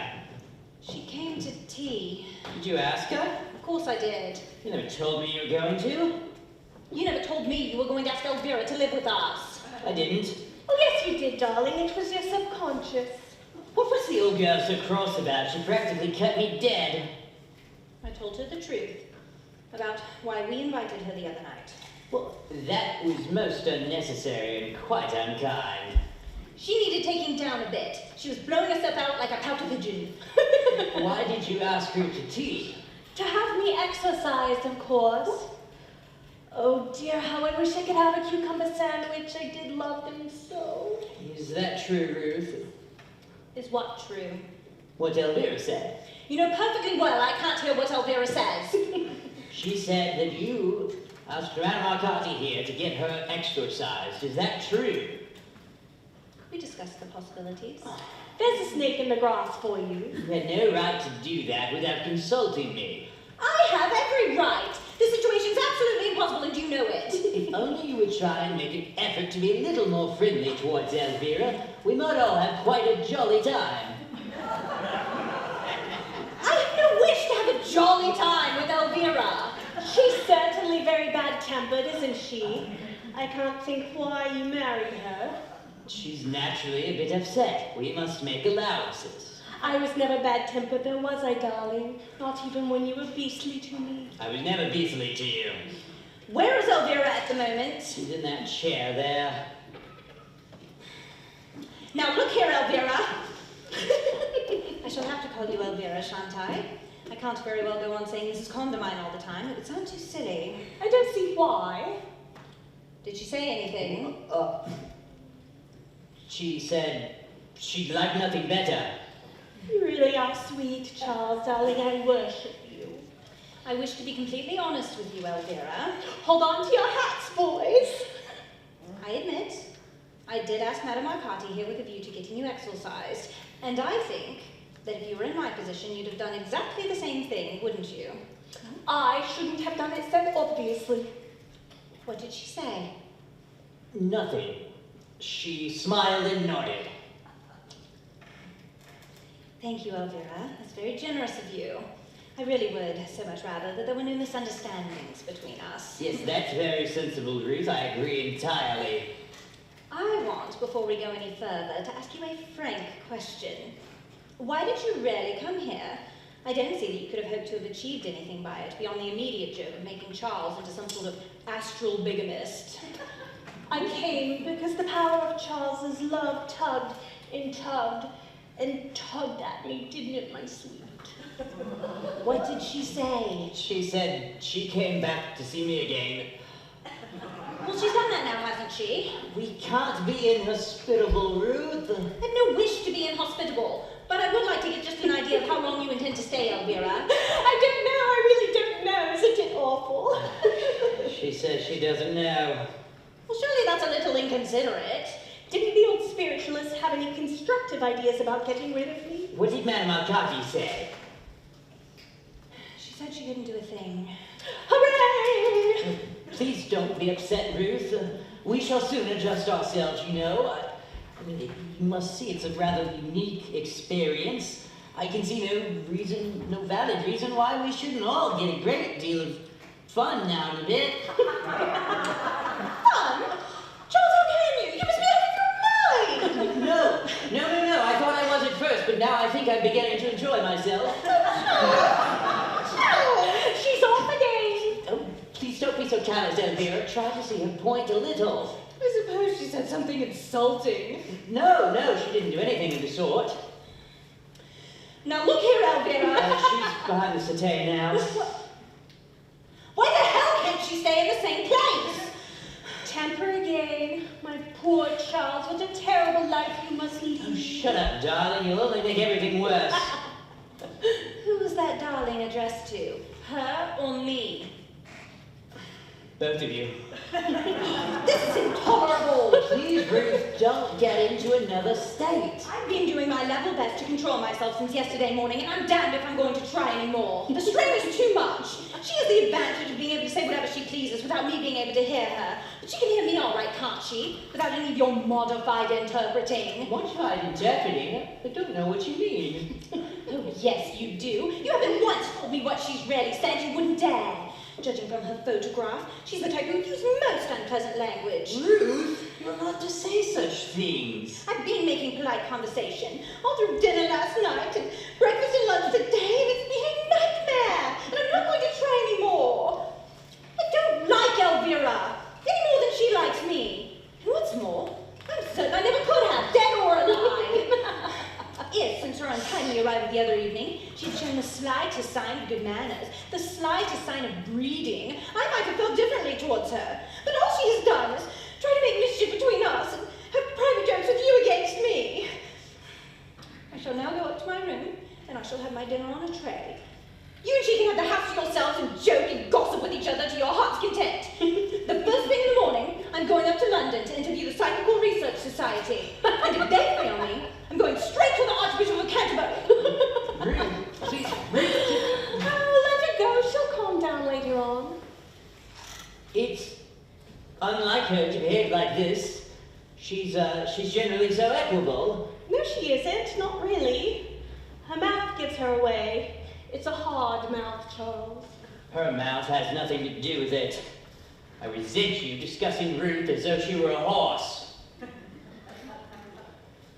Do you love her? Of course I do. As much as you loved me? Please, don't be silly, Elvira. It's all entirely different. I'm so glad. Nothing could have ever been quite the same, could it? Well, you always behave very badly. Oh, Charles. I'm grieved to see your sojourn in the other world hasn't improved you in the least. Go on, darling. I love it when you pretend to be cross with me. I'm now going up to talk to Ruth. Cowardly custard. Oh, don't be idiotic. I can't let her go like that. I must be a little nice and sympathetic to her. I don't see why. If she's set on being disagreeable, I should just let her get on with it. The whole situation is very difficult for her. We must be fair. She should learn to be more adaptable. She probably will in time. It's been a shock. Has it been a shock for you too, darling? Yes, of course it has. What did you expect? A nice shock? What do you want, Elvira? Want? I don't know what you mean. I remember whenever you were overpoweringly demure, it usually meant you wanted something. It's horrid of you to be so suspicious. All I want is to be with you. Well, you are. I mean alone, darling. If you go up and pamper Ruth and smom her over, she'll probably come flouncing back down again, and our quiet evening together will be spoiled. You're encouragingly selfish, Elvira. Well, I haven't seen you for 7 years. It's only natural that I should want some time alone with you to talk over old times. I'll let you go up for a little while if you really feel it's your duty. Of course it is. Then I don't mind. Oh, you're disgraceful, Elvira. You won't be long, will you? You'll come back down again very soon. I shall probably dress for dinner while I'm upstairs. You can read the tableau or something. Darling, you don't have to dress. Not for me. I always dress for dinner. What are you going to have? I should like to watch you eat something really delicious. Please be a good girl. You can play the gramophone, if you like. Thank you, Charles.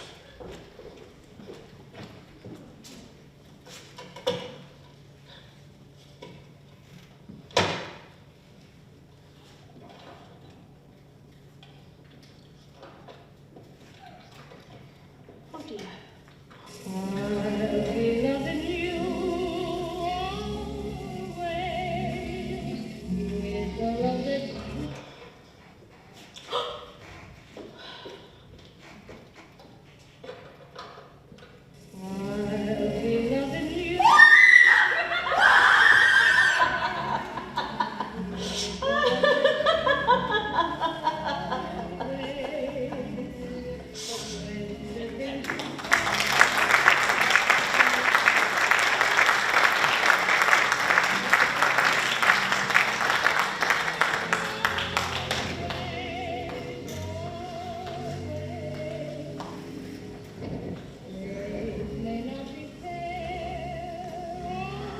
Does it show any signs of clearing? No, it's still pouring. I do sympathize with you, really I do. It's been quite a chapter of accidents, hasn't it? It certainly has. That happens sometimes, you know. Everything goes wrong at once, exactly as there were some evil forces at work. I remember once, George and I went on a fortnight's holiday, not long after we were married. We were dogged by bad luck from beginning to end. The weather was vile. George sprained his ankle. I caught a cold and had to stay in bed for 2 days. And to crown everything, a gland fell over on the sitting room and set fire to the trees George had written about hyperplasia of the abdominal glands. How dreadful. He had to run it all over again, every single one. You're sure you wouldn't want a cocktail or some sherry or anything? No, thank you, really not. George will be down in a minute and we have to go out quietly. We were supposed to be at the Woolits by 7, and he's nearly dead now. I think I'll have a little sherry. I feel I need it. Hey, don't worry about your husband's arm, Mrs. Conrad. I'm sure it's only a sprain. It's not his arm I'm worried about. And I'm sure Edith will be up and about in just a few days. My cook gave notice this morning. Oh, really? Servants are awful, aren't they? Not a shred of gratitude. First sign of trouble, and they run out on you, just like rats leaving a sinking ship. I can't feel that your simile is entirely fortunate, Mrs. Bradman. Oh, I didn't mean it that. I really didn't. Nothing to worry about, Mrs. Combine. It's only a slight sprain. I'm so relieved. He made a good deal of fuss when I examined it. Men are much worse patients than women, you know, especially high-strung men like your husband.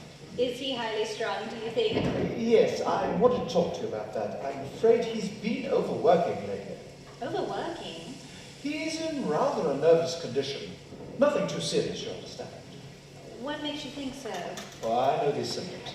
Of course, the shock of his fall might have something to do with it, but I should certainly advise a complete rest for a couple of weeks. You mean he ought to go away? I do. In cases like that, a change of atmosphere can work wonders. What symptoms did you notice? Oh, nothing to be unduly alarmed about. A certain air of strain, inability to focus his eyes on the person he's talking to. A few rather marked irrelevancies in his conversation. I see. Can you remember any specific example? Oh, he suddenly shouted, "What are you doing in the bathroom?" Then a little bit later, when I was writing a prescription, he suddenly said, "For God's sake, behave yourself." How extraordinary. He often goes on like that, particularly when he's immersed in writing a book. Oh, I'm not in the least perturbed by it, really. But I think a rest and a change would be a good idea. Thank you so much, Doctor. Would you like some sherry? Oh, no, thanks, really. We must be. How is poor Edith? Oh, she'll be all right in a few days. She's still recovering from the concussion. It's funny, isn't it? That both your husband and your housemate should fall down on the same day, isn't it? Yes, if that sort of thing amuses you. Oh, I didn't mean it like that, Mrs. Carmine. Come along, my dear. Too much as usual. You are horrid, George. Goodbye, Mrs. Carmine. Goodbye. I'll pop in and have a look at both patients sometime tomorrow. Thank you so much. Ah, well, how does it feel? All right. So only a slight sprain. Is this damn sleep really essential? It's a wise precaution. It will prevent you from using your left hand, except when it's really necessary. Intending to drive an infection this evening. It would be much better if you didn't. It's extremely inconvenient. You can easily wait and go another night, Charles. I can't stand another of those dreary evenings at home, Charles. It'll drive me dotty.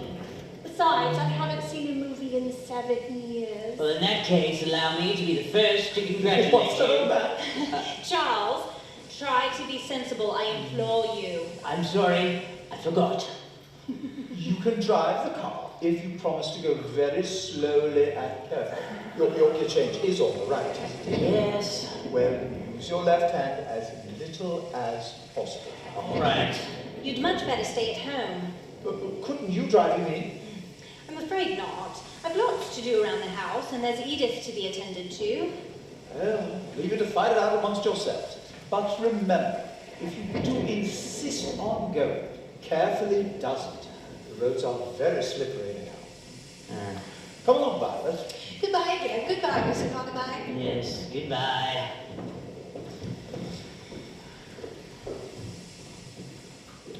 You really are infuriating, Elvira. Surely you could wait and go to the movies another night. Oh, and stop behaving like a schoolgirl. You're old enough to know better. What? I was talking to Elvira. Well, she isn't here. She was a moment ago. She threw a rose at me. She's been very high-spirited all day. I remember this mood of old. It usually meant she was up to something. You're sure she isn't here? Quite sure. I want to talk to you. Oh, God. I must. It's important. You have behaved very well these last few days, Ruth. You're not going to start making scenes again, are you? I resent that air of patronage, Charles. I behaved well, as you call it, because there was nothing else to do. But I think it only fair to warn you that I offer no guarantees for the future. My patience is being stretched to its uttermost. Well, as far as I can see, the position is just as difficult for Elvira as it is for you, if not more so. The poor little thing comes back after all those years at the other world, and what is she faced with? Nothing but brawling and hostility. What did she expect? Well, surely even an ectoplasmic manifestation has the right to expect a little of the milk of human kindness. Milk of human fiddlesticks. No, dear, that doesn't make any sense. Elvira's about as trusting as a puff adder. You're granite, Ruth. You're sheer, unyielding granite. And a good deal more dangerous into the bargain. Danger? Don't be ridiculous. How could a poor, lonely, wistful little spirit like Elvira be dangerous? Quite easily, and she is. She's beginning to show her hand. What do you mean? In what way? This is a fight, Charles. A bloody battle. A duel to the death between Elvira and me. Don't you realize that? Melodramatic hysteria. It isn't melodramatic hysteria, it's true. Can't you see? No, I can't. You're imagining things. Jealousy causes people to have the most curious delusions. I am making every effort not to lose my temper with you, Charles, but you're making it increasingly difficult for me. All this talk of battles and duels. She came here with one purpose and one purpose only, and if you can't see it, you're a bigger fool than I thought you. What purpose could she have beyond a natural desire to see me again? After all, you must remember she was extremely attached to me, the poor child. Her purpose is perfectly obvious. It is to get you to herself forever. That's absurd. How could she? By killing you off, of course. Killing me off? You're mad. Why do you suppose that Edith fell down the stairs and nearly cracked her skull? What does Edith have to do with it? Because the whole of the top stair was covered in axle grease. Cook discovered it afterwards. You're making this up, Ruth. I'm not. I swear I'm not. Why do you suppose that when you were lobbing that dead branch off the pear tree that the ladder broke? Because it had been practically sawn through on both sides. But why would she want to kill me? I can understand her wanting to kill you, but why me? If you were dead, it would be her final triumph over me. She would have you to herself forever on her damned astral plane, and I'd be left high and dry. She's probably planning a sort of spiritual remarriage. I wouldn't put anything past her. Ruth! Don't you see now? She couldn't be so sly, so wicked. She couldn't. Oh, couldn't she just? Well, granted, as a character, she was always rather light and irresponsible, but I never would have believed her capable of low cunning. Perhaps the spirit world has deteriorated her. Oh, Ruth. Oh, for heaven's sake, stop looking like a wounded spaniel and concentrate. This is serious. What are we to do? You mustn't let her know that we suspect a thing. Behave perfectly ordinarily, as though nothing had happened. I'm going to Madame Arcadi immediately. I don't care how cross she is, she's got to help us. Even if she can't get rid of Elvira, she must know some technical methods of rendering her harmless. If a trance is necessary, then she shall go into a trance and have to beat her into it. I'll be back in half an hour.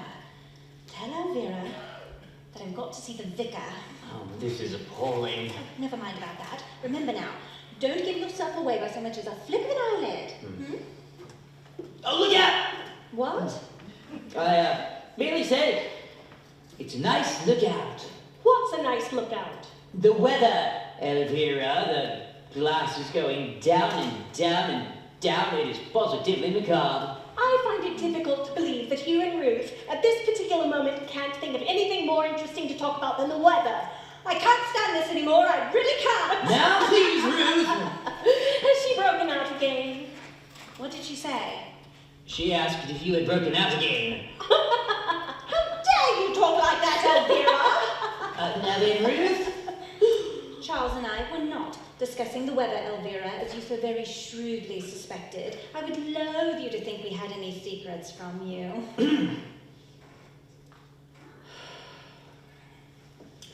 And so, I will explain exactly what we were talking about. I was trying to persuade Charles not to drive you into Folkestone this evening. It would be bad for his arm, and you can perfectly easily wait and go another night. However, as it seems he is determined to place your wishes before mine in everything, I have nothing further to say. I'm sure I hope you both enjoy yourselves. Oh, Charles, have you been beastly to her? No, Ruth doesn't like being thwarted any more than you do. She's a woman of sterling character. It's a pity she's so ungiving. As I've told you before, I would rather not discuss Ruth with you. It makes me uncomfortable. I won't mention her again. Are you ready? What for? To go to Folkestone, of course. I want some sherry first. I don't believe you want to take me at all. Of course I want to take you. I still think it would be more sensible to wait and go tomorrow. It's a filthy night. Oh, how familiar this is. In what way familiar? All through our married life, I only had to suggest something for you immediately to start hedging me off. I am not hedging you off. I merely said that it was a filthy night. All right. We will spend another cozy, intimate evening at home together, with Ruth sewing away at that hideous table runner and stabbing at us like a terrier. Oh, Ruth is perfectly aware the table runner is hideous. It happens to be a birthday present for her mother. It's no use trying to defend Ruth's taste to me. It's thoroughly artsy-craftsy, and you know it. It is not artsy-craftsy. She's ruined this room. Look at those curtains and this awful throw. Lady McKinley sent that to us from Burma. Obviously because it had been sent to her from Birmingham. If you don't behave yourself, I shan't take you into Folkestone ever. Oh, Charles, don't be elderly and grand with me. Let's go now. Not until I've had my sherry. You are tiresome, darling. I've been waiting about for hours. Well, a few more minutes won't make any difference then. Very well. Besides, the car won't be back for half an hour at least. What do you mean? Ruth is taking it. She had to go and see the vicar. What? What's the matter? You say Ruth's taking the car? Yes, to go and see the vicar, but she won't be long. Oh my God! Oh my God! Elvira? Stop her! You must stop her at once! Why? What for? Stop her! Go out and stop her immediately! Well, it's too late now. I had to go a couple of minutes ago. What are you going on like this for? What have you done? Done? I haven't done anything. Elvira, you're lying. Not lying. What is there to lie about? What are you in such a state for? I'm not in a state. I don't know what you mean. You've done something dreadful. Oh, Charles, don't look at me like that. I haven't. I swear I haven't. Oh my God, the car. No, Charles. Ruth was right. You did want to kill me. You've done something to the car. What have you done? Answer me, Elvira. What have you done to the car? Elvira, answer me.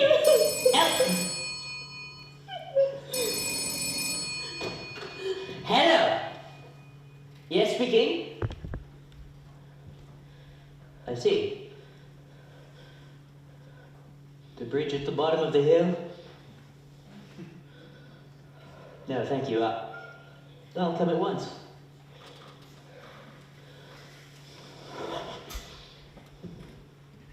Oh, filthy low-down tricks! Ow! Ruth, stop it! Leave go!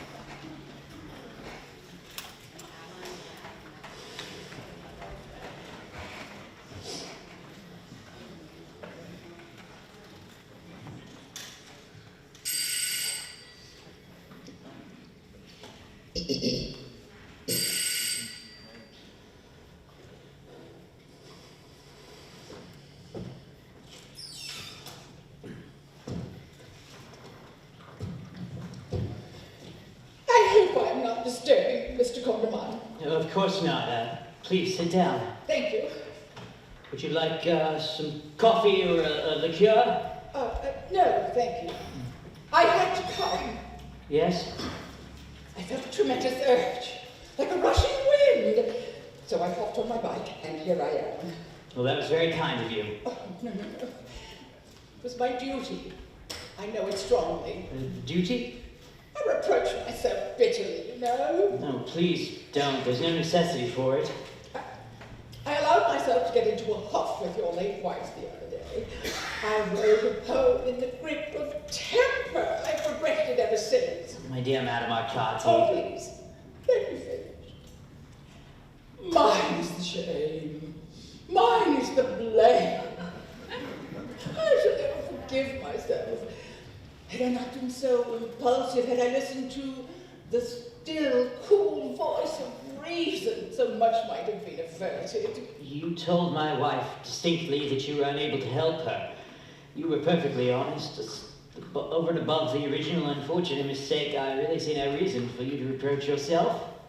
But I threw up the sponge! In the moment of crisis, I threw up the sponge instead of throwing them the gauntlet. Whatever you threw, Madame Arcati, I very much fear nothing would have made a difference. It seems circumstances have been a little too strong for all of us. I cannot bring myself to admit defeat so easily, Mr. Condamine. It is gall and wormwood to me. I should have at least concentrated, made more of an effort. Never mind. But I do mind. I cannot help it. I mind with every fibre of my being. I have been thinking very carefully. I've also been reading up a great deal in these last few dreadful Jays. I gather we're alone? My first wife is not in the room. She's lying down. The funeral exhausted her. I would expect my second wife is with her, but of course I have no way of knowing for certain. You have remarked no difference in the texture of your first wife since the accident? No, she seems very much the same. Trifle under the weather, perhaps a little low-spirited, but that's all. Well, what is that? I'm afraid I don't understand. Just a little theory I had. In the 19th century, there was a fairly widely held belief that a ghost who had participated in the death of a human being disintegrated automatically. How do you know that Elvira was in any way responsible for Ruth's death? Elvira. What a pretty name. It has a definite lilt to it, doesn't it? Elvira. Elvira. You haven't answered my question, Madame Arcadi. How do you know? It came to me last night, Mr. Condamine. It came to me in a blinding flash. I had just finished my Ovaltine and put out the light when suddenly I started up in my bed with a loud cry. Great Scott! I said. I found it. And then I began to put two and two together. And at 3 o'clock in the morning, with my brain very seething, I went to work on my crystal for a while, but it wasn't very satisfactory. Cloudy, you know. I would be very much obliged if you'd keep any theories you have regarding my wife's death to yourself, Madame Arcadi. My one desire is to help you, Mr. Condamine. I feel I have been remiss over this whole affair. Not only remiss, but untidy. I'm very much afraid there's nothing whatever to be done about it. What there is. There is. I have found a formula. Here it is. I copied it out of Edmondson's Witchcraft and its byways. What in the hell are you talking about? Pluck up your heart, Mr. Condamine. All is not lost. Madame Arcadi. You are still anxious to dematerialize your first wife, I suppose? Yes, of course I am. I'm perfectly furious with her, but... But what? Well, you must see she's had a rather difficult few days. See, apart from me being angry with her, which she always hated even when she was alive, Ruth, my second wife, has hardly left her side for a moment. You must see she's had a pretty bad time of it, what with one thing and another. Your delicacy of feelings does you credit, Mr. Condamine. But I must say, if you will excuse my bluntness, you're a damn fool. Well, you are at liberty to believe what you please. Now, there's no need to get on your high horse. That will not solve anything.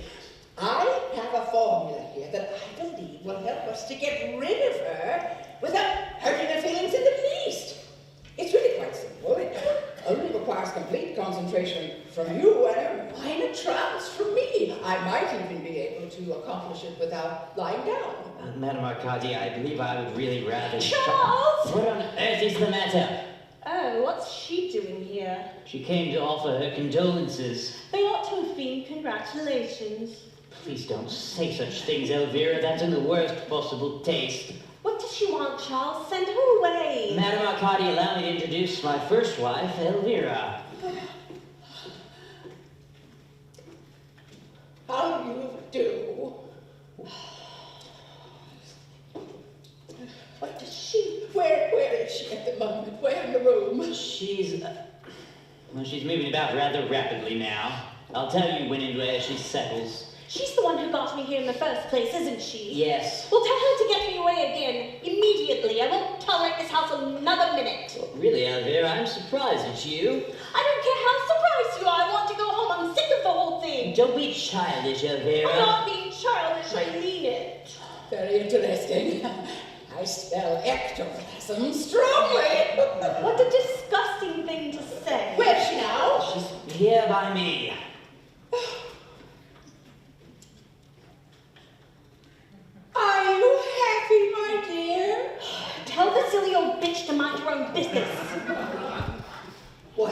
Journey difficult?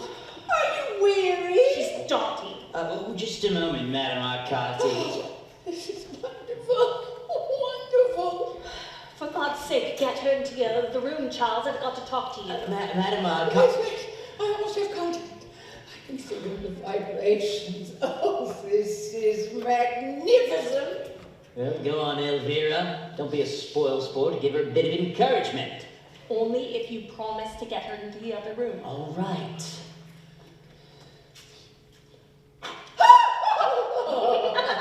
Again. Yes. This is first rate. Absolutely first rate. This is splendid. I'm so glad you're pleased. Please get rid of her. Ruth will be in a minute. Madam Arcati, would you think me dreadfully rude if I asked you to please go wait in the dining room for a moment? My first wife wishes to speak to me alone. Oh, must I really?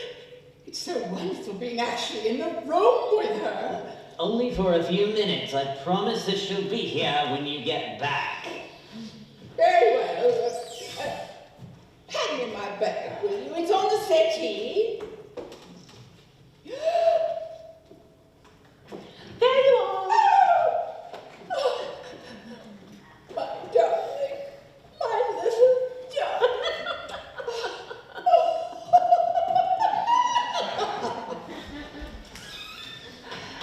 How good is she really? I don't know. Do you really think she could get me back again? Now, my dear child. Don't call me your dear child. It's smug and supercilious. There's no need to be rude. It's all been a failure. The whole thing has been a miserable, dreary failure. And no one had hopes I started out with. You can't expect much sympathy from me, you know. I'm perfectly aware your highest hope was to murder me. Don't put it like that. It sounds so beastly. It is beastly. It's one of the beastliest ideas I've ever heard. There was a time when you would have welcomed the chance of being with me forever and ever. Your behavior shocked me immeasurably, Elvira. I had no idea that you were so unscrupulous. Charles! Please stop crying. They're only ghost tears. They don't really mean anything, but they're very painful. Well, you brought all this on yourself, you know. Go ahead, rub it in. Well, it was only because I loved you. The silliest thing I ever did in my whole life was to love you. You were always unworthy of me. Well, that remark comes perilously near impertinence, Elvira. I sat there on the other side just longing for you day after day, really I did. All through your affair with that brassy-looking woman in the south of France, I continued loving you and thinking of you truly. Then you married Ruth. And even then I forgave you and tried to understand because deep inside I really believed you loved me best. That's why I put myself down for a return visit and had to fill in all those forms and wait about in drafty passages for hours. If only you had died before you met Ruth, things might have been all right. She's absolutely ruined you. I hadn't been in this house for a day before I realized that. And your books aren't a quarter as good as they used to be either. That's entirely untrue. Ruth helped me and encouraged me in my work, which is a damn sight more than you ever did. That's probably what's wrong with it. All you ever thought about was going to parties and enjoying yourself. Why shouldn't I have fun? I died young, didn't I? Well, you needn't have died at all if you hadn't been idiotic enough to go out on the river with Guy Henderson and get soaked to the skin. So we're back to Guy Henderson again, are we? You behaved abominably over Guy Henderson, and there's no use pretending that you didn't. Guy adored me, and anyhow, he was very attractive. You told me distinctly he didn't attract you in the least. Of course I did. He'd have gone through the roof if I told you he did. Did you have an affair with Guy Henderson? I'd rather not talk about it if you don't mind. Answer me. Of course I didn't. You let him kiss you though, didn't you? How could I stop him? He was bigger than I was. And you swore to me. Of course I did. You're always making scenes over nothing at all. Nothing at all? You never loved me a bit, really. It was all your beastly vanity. Do you seriously believe it was only vanity that upset me when you went out the punch with Guy Henderson? It was not a punt, it was a little launch. I don't care if it was a three-masted schooner. You had no right to go. You seem to forget why I went. You seem to forget that you'd spent the entire evening making sheep's eyes at that overgrown harridan with the false pearls. A woman in Cynthia Chever's position would hardly wear false pearls. They were practically all she I am pained to observe that 7 years in the echoing vaults of eternity have in no way impaired your native vulgarity. That was the remark of a pompous ass. There is no point in continuing this discussion any further. That's what you always used to say when you were thoroughly worsted. Looking back on our marriage, Elvira, I can see now with a horrid clarity it was nothing but a mockery. You invite mockery, Charles. It's something to do with your personality, I think. A certain seedy grandeur. For once and for all, Elvira. You never suspected it. But I laughed at you steadily from the altar to the grave. All of your petty jealousies and your fussings and fuming. You were feckless and irresponsible and morally unstable. I realized that before we left Budley Salterton. Nobody with a monumental ball would have thought to have a honeymoon at Budley Salterton. What's the matter with Budley Salterton? I was an eager young bride, Charles. I wanted glamour and music and romance. All I got was potted palms, 7 hours a day on a damp golf course, and a 3-piece orchestra playing Merry England. Well, it's a pity you didn't tell me so at the time. I tried to, but you wouldn't listen. That's why I went out on the moors that day with Captain Bracegirdle. I was desperate. So what have we gone over to see your aunt in Exmouth? It was the moors. With Captain Bracegirdle? With Captain Bracegirdle. I might have known. What a fool I was. What a blind fool. Did he make love to you? Of course. Oh, Elvira. Only very discreetly. He was in the cavalry, you know. Well, all I can say is I'm very well rid of you. Unfortunately, you're not. Oh, yes, I am. You're dead. And now Ruth is dead. I shall sell this house. I'll sell it lock, stock, and barrel, and I'll go away somewhere. I shall follow you. I'll go a long way away. I'll go to South America. You'll hate that. You're always such a bad traveler. It can't be helped.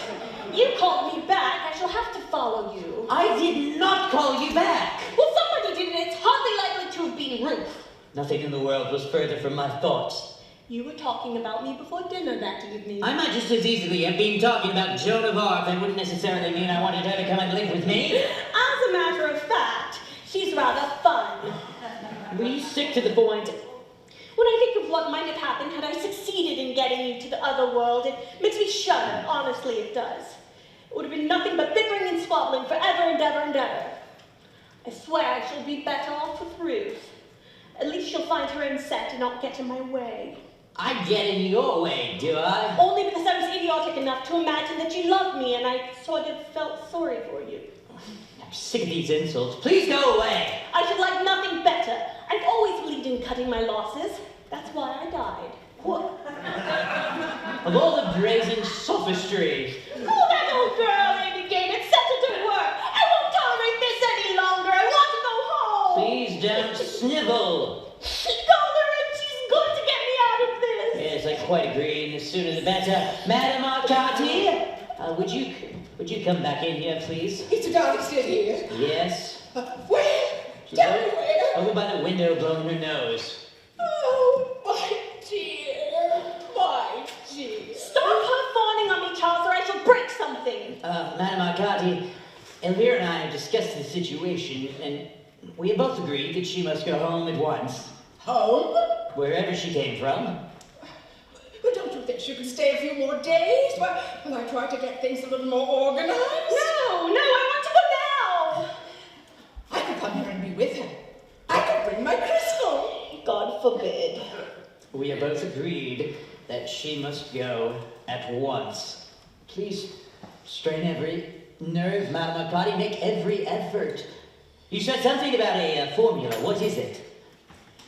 Well, if you insist. I most emphatically do insist. Oh, Charles! Shut up. I cannot guarantee anything. I'll do my best, but it may not work. What is the formula? It's just a little verse, actually. It fell into disuse after the 17th century. I shall need some pepper and salt. There's pepper and salt in the dining room. I'll get it. Of course, we ought to have some shepherd's wort and a frog or two. I think I can manage without. You won't be frightened, my dear, will you? It's absolutely painless. Will this be enough? Yes, I don't need much. Put it on the table, please. Now, let me see. Oh, yes. Yes, sprinkle it, will you? Just a soupçon, right there in the middle. This is going to be a flop, I can tell you that here and now. Now then, a few snapdragons out of that vase. That's a good. Of course. Merlin used to do all this sort of thing at parties and bored us all stiff with it. Here you are, Madame McCarthy.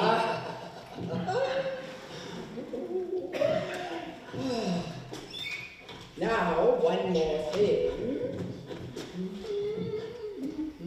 What?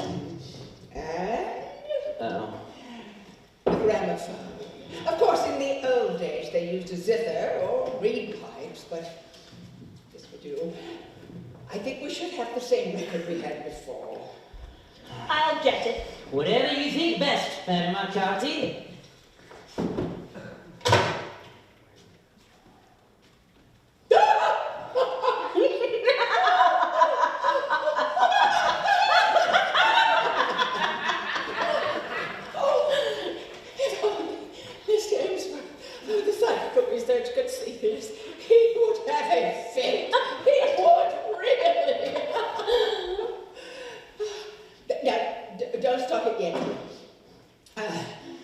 Please sit down. Yes, Mr. of course. Goodman, put your hands on the table. Don't put your fingers in the pepper. I shall just turn out the lights myself. Oh, blast, I almost forgot. Oh, yes. One triangle. One half circle and a little dot. This is a waste of time. She's a complete fake. Anything's worth trying. I'm as eager for it to succeed as you are, make no mistake about that, but I lay you 10 to 1, it's a dead failure. Now, then, if your wife would be so kind as to lie down on the sofa. Go on, Elvira. This is sheer nonsense. Don't blame me if I get the giggles. Well, concentrate. Just try and think of nothing. That's right, my dear, quite right. Now, hands at your side, and legs extended. Breathe steadily. 1, 2. 1, 2. 1, 2. Is she comfortable? Are you comfortable, Elvira? No! She's quite comfortable. I shall join you in a moment, Mr. Goodman. I may have to go into a slight trance, but if I do, take no notice. Now then, the music. Here we go.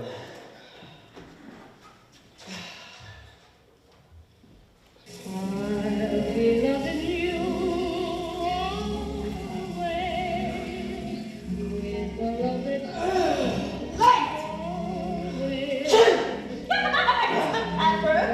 Yeah. Hold on to yourselves! Concentrate! Ghostly spectre, ghoul or fiend, nevermore be thou convened.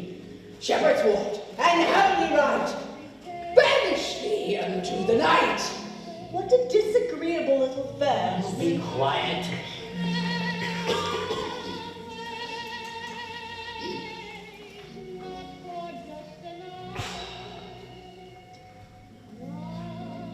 Is there anyone there?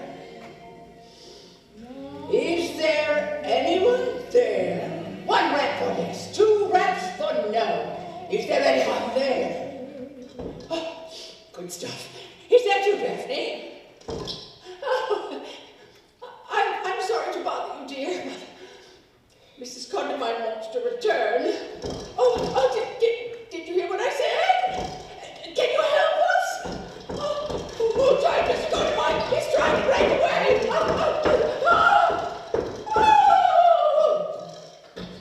Oh my God, Madame McCarthy, are you all right?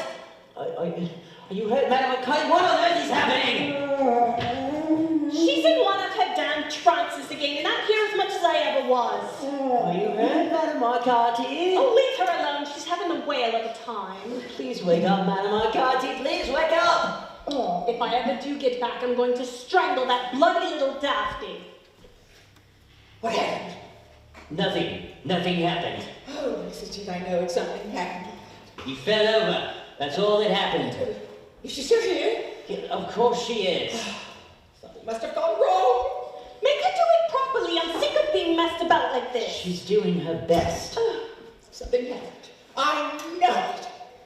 I felt it in my trance. It shivered right through me.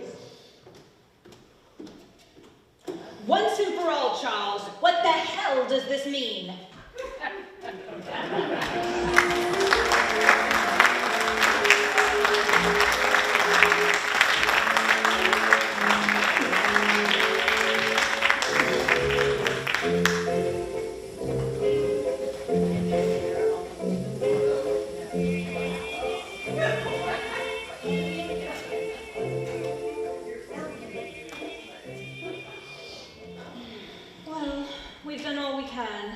I must say, I couldn't be more exhausted. It will be daylight soon. That clock's always irritated me. That's far too slowly. It was a wedding present from Uncle Walter. Who's Uncle Walter? Elvira's. Well, all I can say is he might have chosen something a bit more decorative. If that really were all you could say, Ruth, I'm sure it would be a great comfort to us all. You can be as rude as you like, Elvira. I don't mind a bit. As a matter of fact, I would be extremely surprised if you weren't. Why? The reply to that is really too obvious. I wish you two would stop bickering for 1 minute. This is quite definitely one of the most frustrating nights I've ever spent. The reply to that is pretty obvious too. I'm sure I don't know what you mean. Skip it. Now listen to me, Elvira. If you and I have got to stay together indefinitely in this house, and it's looking unpleasantly likely, we had better come to some sort of an arrangement. What sort of an arrangement? You're not going to stay indefinitely in this house. With you, then. We shall have to stay with you. I don't see why. Why don't you get a cottage somewhere? You called us back. I had explained to you until I am blue in the face. I did not call you back. Madame Arcati said you did. Madame Arcati's a muddling old fool. I could have told you that in the first place. I think you're behaving very shabbily, Charles. I don't see what I've done. We all agreed that as Elvira and I are dead, that it is both right and proper for us to dematerialize again as soon as possible. That I admit. We have allowed ourselves to be subjected to the most humiliating hocus-pocus for hours and hours without complaining. What, without complaining? We've stood up, we've lain down, we've concentrated, we've sat interminably while that tiresome old woman recited extremely unflattering verses at us, we've endured 5 seances, we've watched her fling herself in and out of trances until we're dizzy, and at the end of it all, we find ourselves exactly where we were at the beginning. That isn't my fault. Be that as it may, the least you can do is admit failure gracefully and try and make the best of it. Your manners are boorish to a degree. I'm just as exhausted as you are. I've had to do all that damn table tapping, remember? If she can't get us back, she can't, and that's that. We shall have to think of something else. She must get you back. Anything else would be unthinkable. Well, there's gratitude for you. Gratitude? Yes, for all the years we've both devoted to you. You ought to be ashamed. What about all the years that I've devoted to you? Nonsense. We've waited on you hand and foot, haven't we, Ruth? You're incorrigibly selfish, and you always were. In that case, I fail to see why you were both so anxious to get back to me. You called us back, and you've done nothing but try and get rid of us ever since we came, hasn't he, Elvira? He certainly has. And now, owing to your idiotic inefficiency, we find ourselves in a most mortifying position. We're neither fish, flesh, nor fowl, nor whatever it is. Good red herring. It can't be. Why don't you do something about it? Why don't you go back on your own? We can't. You know perfectly well we can't. Surely there must be somebody on the other side who could help you. Well, how should I know? I've only been there a few days. Ask Elvira. I've already told you it's no good. Even if we got Cagliostro, Mesmer, Merlin, Gilles de Rais, and the Black Douglas all in a row, there's nothing to be done. The impetus has to come from here. Perhaps Charles doesn't want us to go quite enough. Oh, I most certainly do. Then you certainly have a weak will. I've always suspected it. It's no use arguing any further. Wake up, Madame Arcati. Oh, not another seance. Please, not another seance. Please wake up, Madame Arcati. Shake her. That might upset her. I don't care if it kills her. Please wake up, Madame Arcati! What time is it? 5:10. When did I go off? It was over an hour ago. It's very curious. Are they still here? Yes. How disappointing. Have you any suggestions, Madame Arcati? We must never give up hope. Chin up, never give in. That's my motto. This schoolgirl phraseology is driving me mad. Now then? What do you say we have another seance? Put our shoulders to the wheel, make it a real rouser. For God's sake, not another seance. I might be able to materialize a trumpet if I tried hard enough. Better than nothing, you know. I feel fit as a fiddle after my rest. I don't care if she materializes an entire symphony orchestra. I implore you not to let her have another seance. Madame Arcati, don't you think perhaps we've had enough seances? After all, they haven't achieved much, have they? Rome wasn't built in a day, you know. Yes, I know that it wasn't, but... Well then, cheer up! Away with melancholy. Now listen, Madame Arcati, before you go throwing yourself into any more of your trances, I really think we have to have a discussion about the matter. Excellent idea. And while we're at it, I shall have another one of these delicious sandwiches. I'm as hungry as a hunter. Would you like some more beer? Oh, no thanks, better not. Very well. I think I'll have a small whiskey and soda. Make it a double. Enjoy yourself. One day I intend to give myself the pleasure of telling Madame Arcati exactly what I think of her. She's been doing her best. Are the girls getting despondent? Yes, I'm afraid they are, rather. We're in through yet. Don't be downhearted. If we're not very careful, she'll materialize a hockey team. Now then, Mr. Conway. The discussion. Fire away. Well, my wives and I have been talking it over, and they're both absolutely convinced that I somehow or other called them back here. Very natural. I am convinced that I did not. Mr. Condamine, love is a strong psychic force. A true love heart can encompass the universe. Yes, I'm sure it can, but I'm afraid I must confess to you frankly, Madame Arcati, that although my affection for both Ruth and Elvira was of the warmest, I cannot truthfully feel that it comes under the heading you describe. I should just think not indeed. You may not know your own strength, Mr. Condamine. I did not call them back, either consciously or subconsciously. That is my final word on the matter. They would not have appeared unless someone, a strong psychic subject in this house, wished for them. Well, it wasn't me. Perhaps it was Dr. Bradman. I didn't know he cared. Are you sure? Are you really sure? Absolutely positive. Great Scott! I believe I've been barking up the wrong tree. What do you mean? What are you talking about? The Cybericus. I'm afraid I don't understand. There's no reason why you should. It was before your day. I wonder. What was the Sudbury case? I wish you'd explain. It was the case that made me famous, Mr. Condamine. It was what you might describe in theatrical parlance as my first smash hit. I got letters about it from all over the world, especially India. But what did you do? I dematerialized old Lady Sudbury after she had been firmly entrenched in the private chapel for over 17 years. How? Can you remember how? Chance. A fluke. It happened by the merest coincidence. But what was it? What was the fluke? All in good time. Now let me see. Who was in the house the night of the first seance? Only the Bradmans, Ruth, and me, and yourself. Yes, but the Bradmans weren't here last night, were they? No. Quickly, my crystal.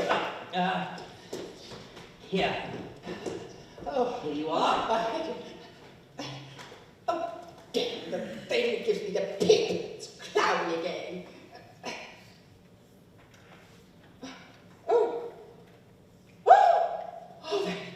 That's better. There it is again. There it is again. Now I'm beginning to understand. I wish I were. What's there again? Bandage. A white bandage. Hold on to the white bandage. I've got a white bandage. She's too good, really. She ought to be in a circus. Be you in knuckle cranny? Answer me. Be you in still room or closet? Answer me. Be you behind the panel, above the stairs, beneath the eaves, waking or sleeping? Answer me. That ought to do it, or I'm a Dutchman. Do what? Oh, hush. Wait. For God's sake, don't let her throw any more of that garlic about. It nearly made me sick the last time. Would you like me to turn off the lights or put on the gramophone or anything? Oh, no. It's near. It's very near. If it's a ghost, I shall scream. I hope it's nobody we know. I shall feel so silly.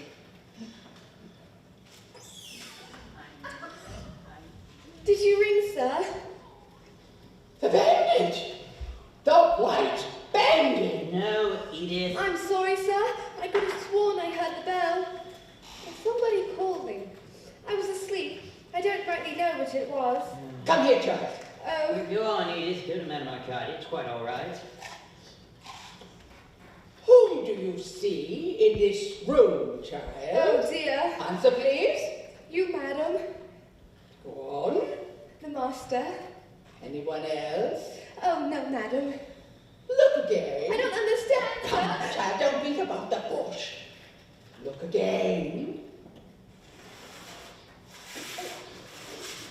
Do concentrate, Elvira, and keep still. I can't. Do you see anyone else now? Oh, no, madam. She's lying. Oh, madam. They always do. They? Where are they By the now? fireplace. She can see them? Do you mean she can see them? Probably not very clearly, but enough. Let me go. I haven't done nothing nor seen nobody. Let me go back to bed. Give her a sandwich. I don't want a sandwich. I want to get back to bed. Yeah, Edith. Goodness sakes, a big, healthy girl like you saying no to a delicious sandwich. I never heard of such a thing. Here, sit down. Please, sir. Just do as Madame Arcady asks, Edith. I haven't done nothing wrong. No, I know you haven't. Nobody said that you had. If she's been the cause of all this unpleasantness, I'll give her a week's notice tomorrow. You may not be here tomorrow. Look at me, Edith. Cuckoo.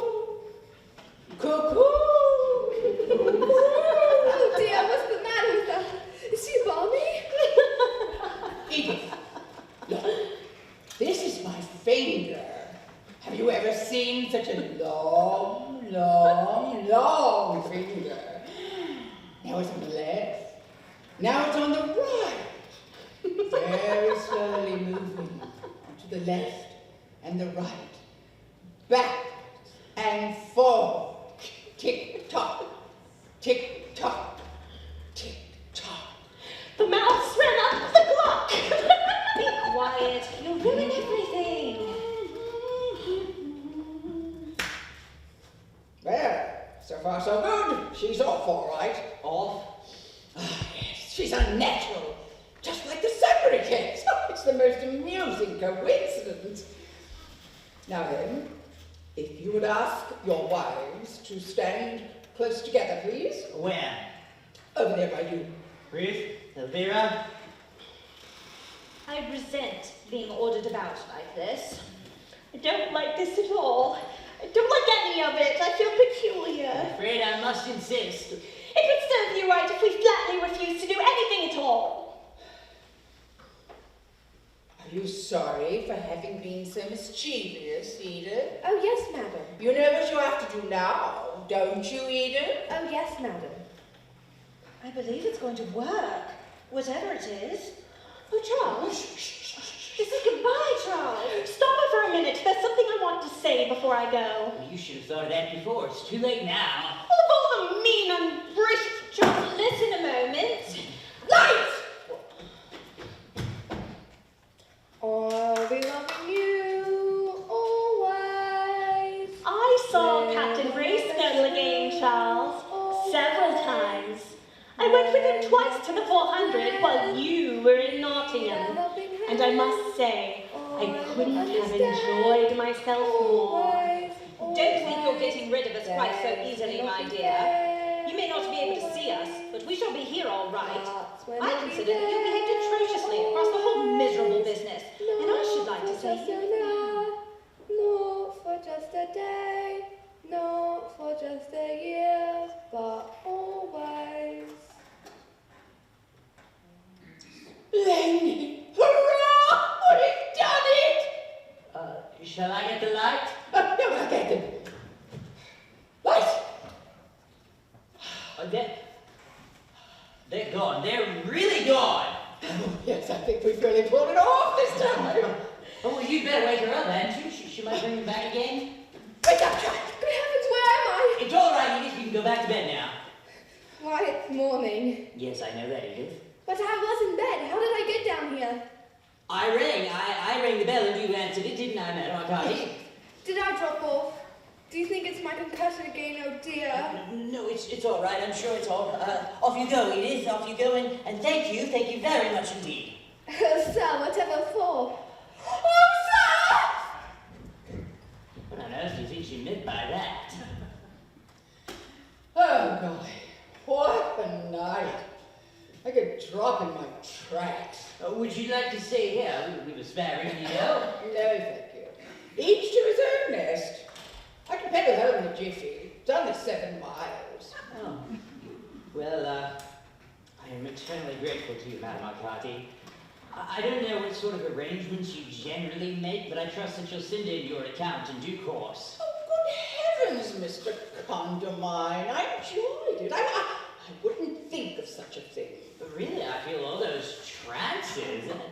But I enjoy them thoroughly. I always have, since a child. Well, in that case, perhaps you will do me the honor of lunching with me one day soon. When you return, I shall be delighted. Return? Take my advice, Mr. Condamine. Go away immediately. But surely you don't mean that. This house must be full of memories for you, both gay and grave, in every corner of it. Also, what? There are more things in heaven and earth, Mr. Condamine. Just go. Pack your traps and leave as soon as possible. Do you mean that they may still be here? Quien sabe, as the Spanish say. Oh, I wonder. Yes, I'll take your advice, Madam Arcadi, and thank you. But thank you again, thank you very much. It has been fascinating, Mr. Condamine. Absolutely fascinating, from first to last. Do you mind if I have another one of those delicious sandwiches to munch on my way home? No, by all means.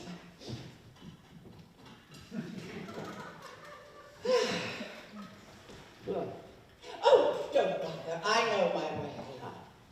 Well, cheerio once again, Mr. Condamine. And good hunting.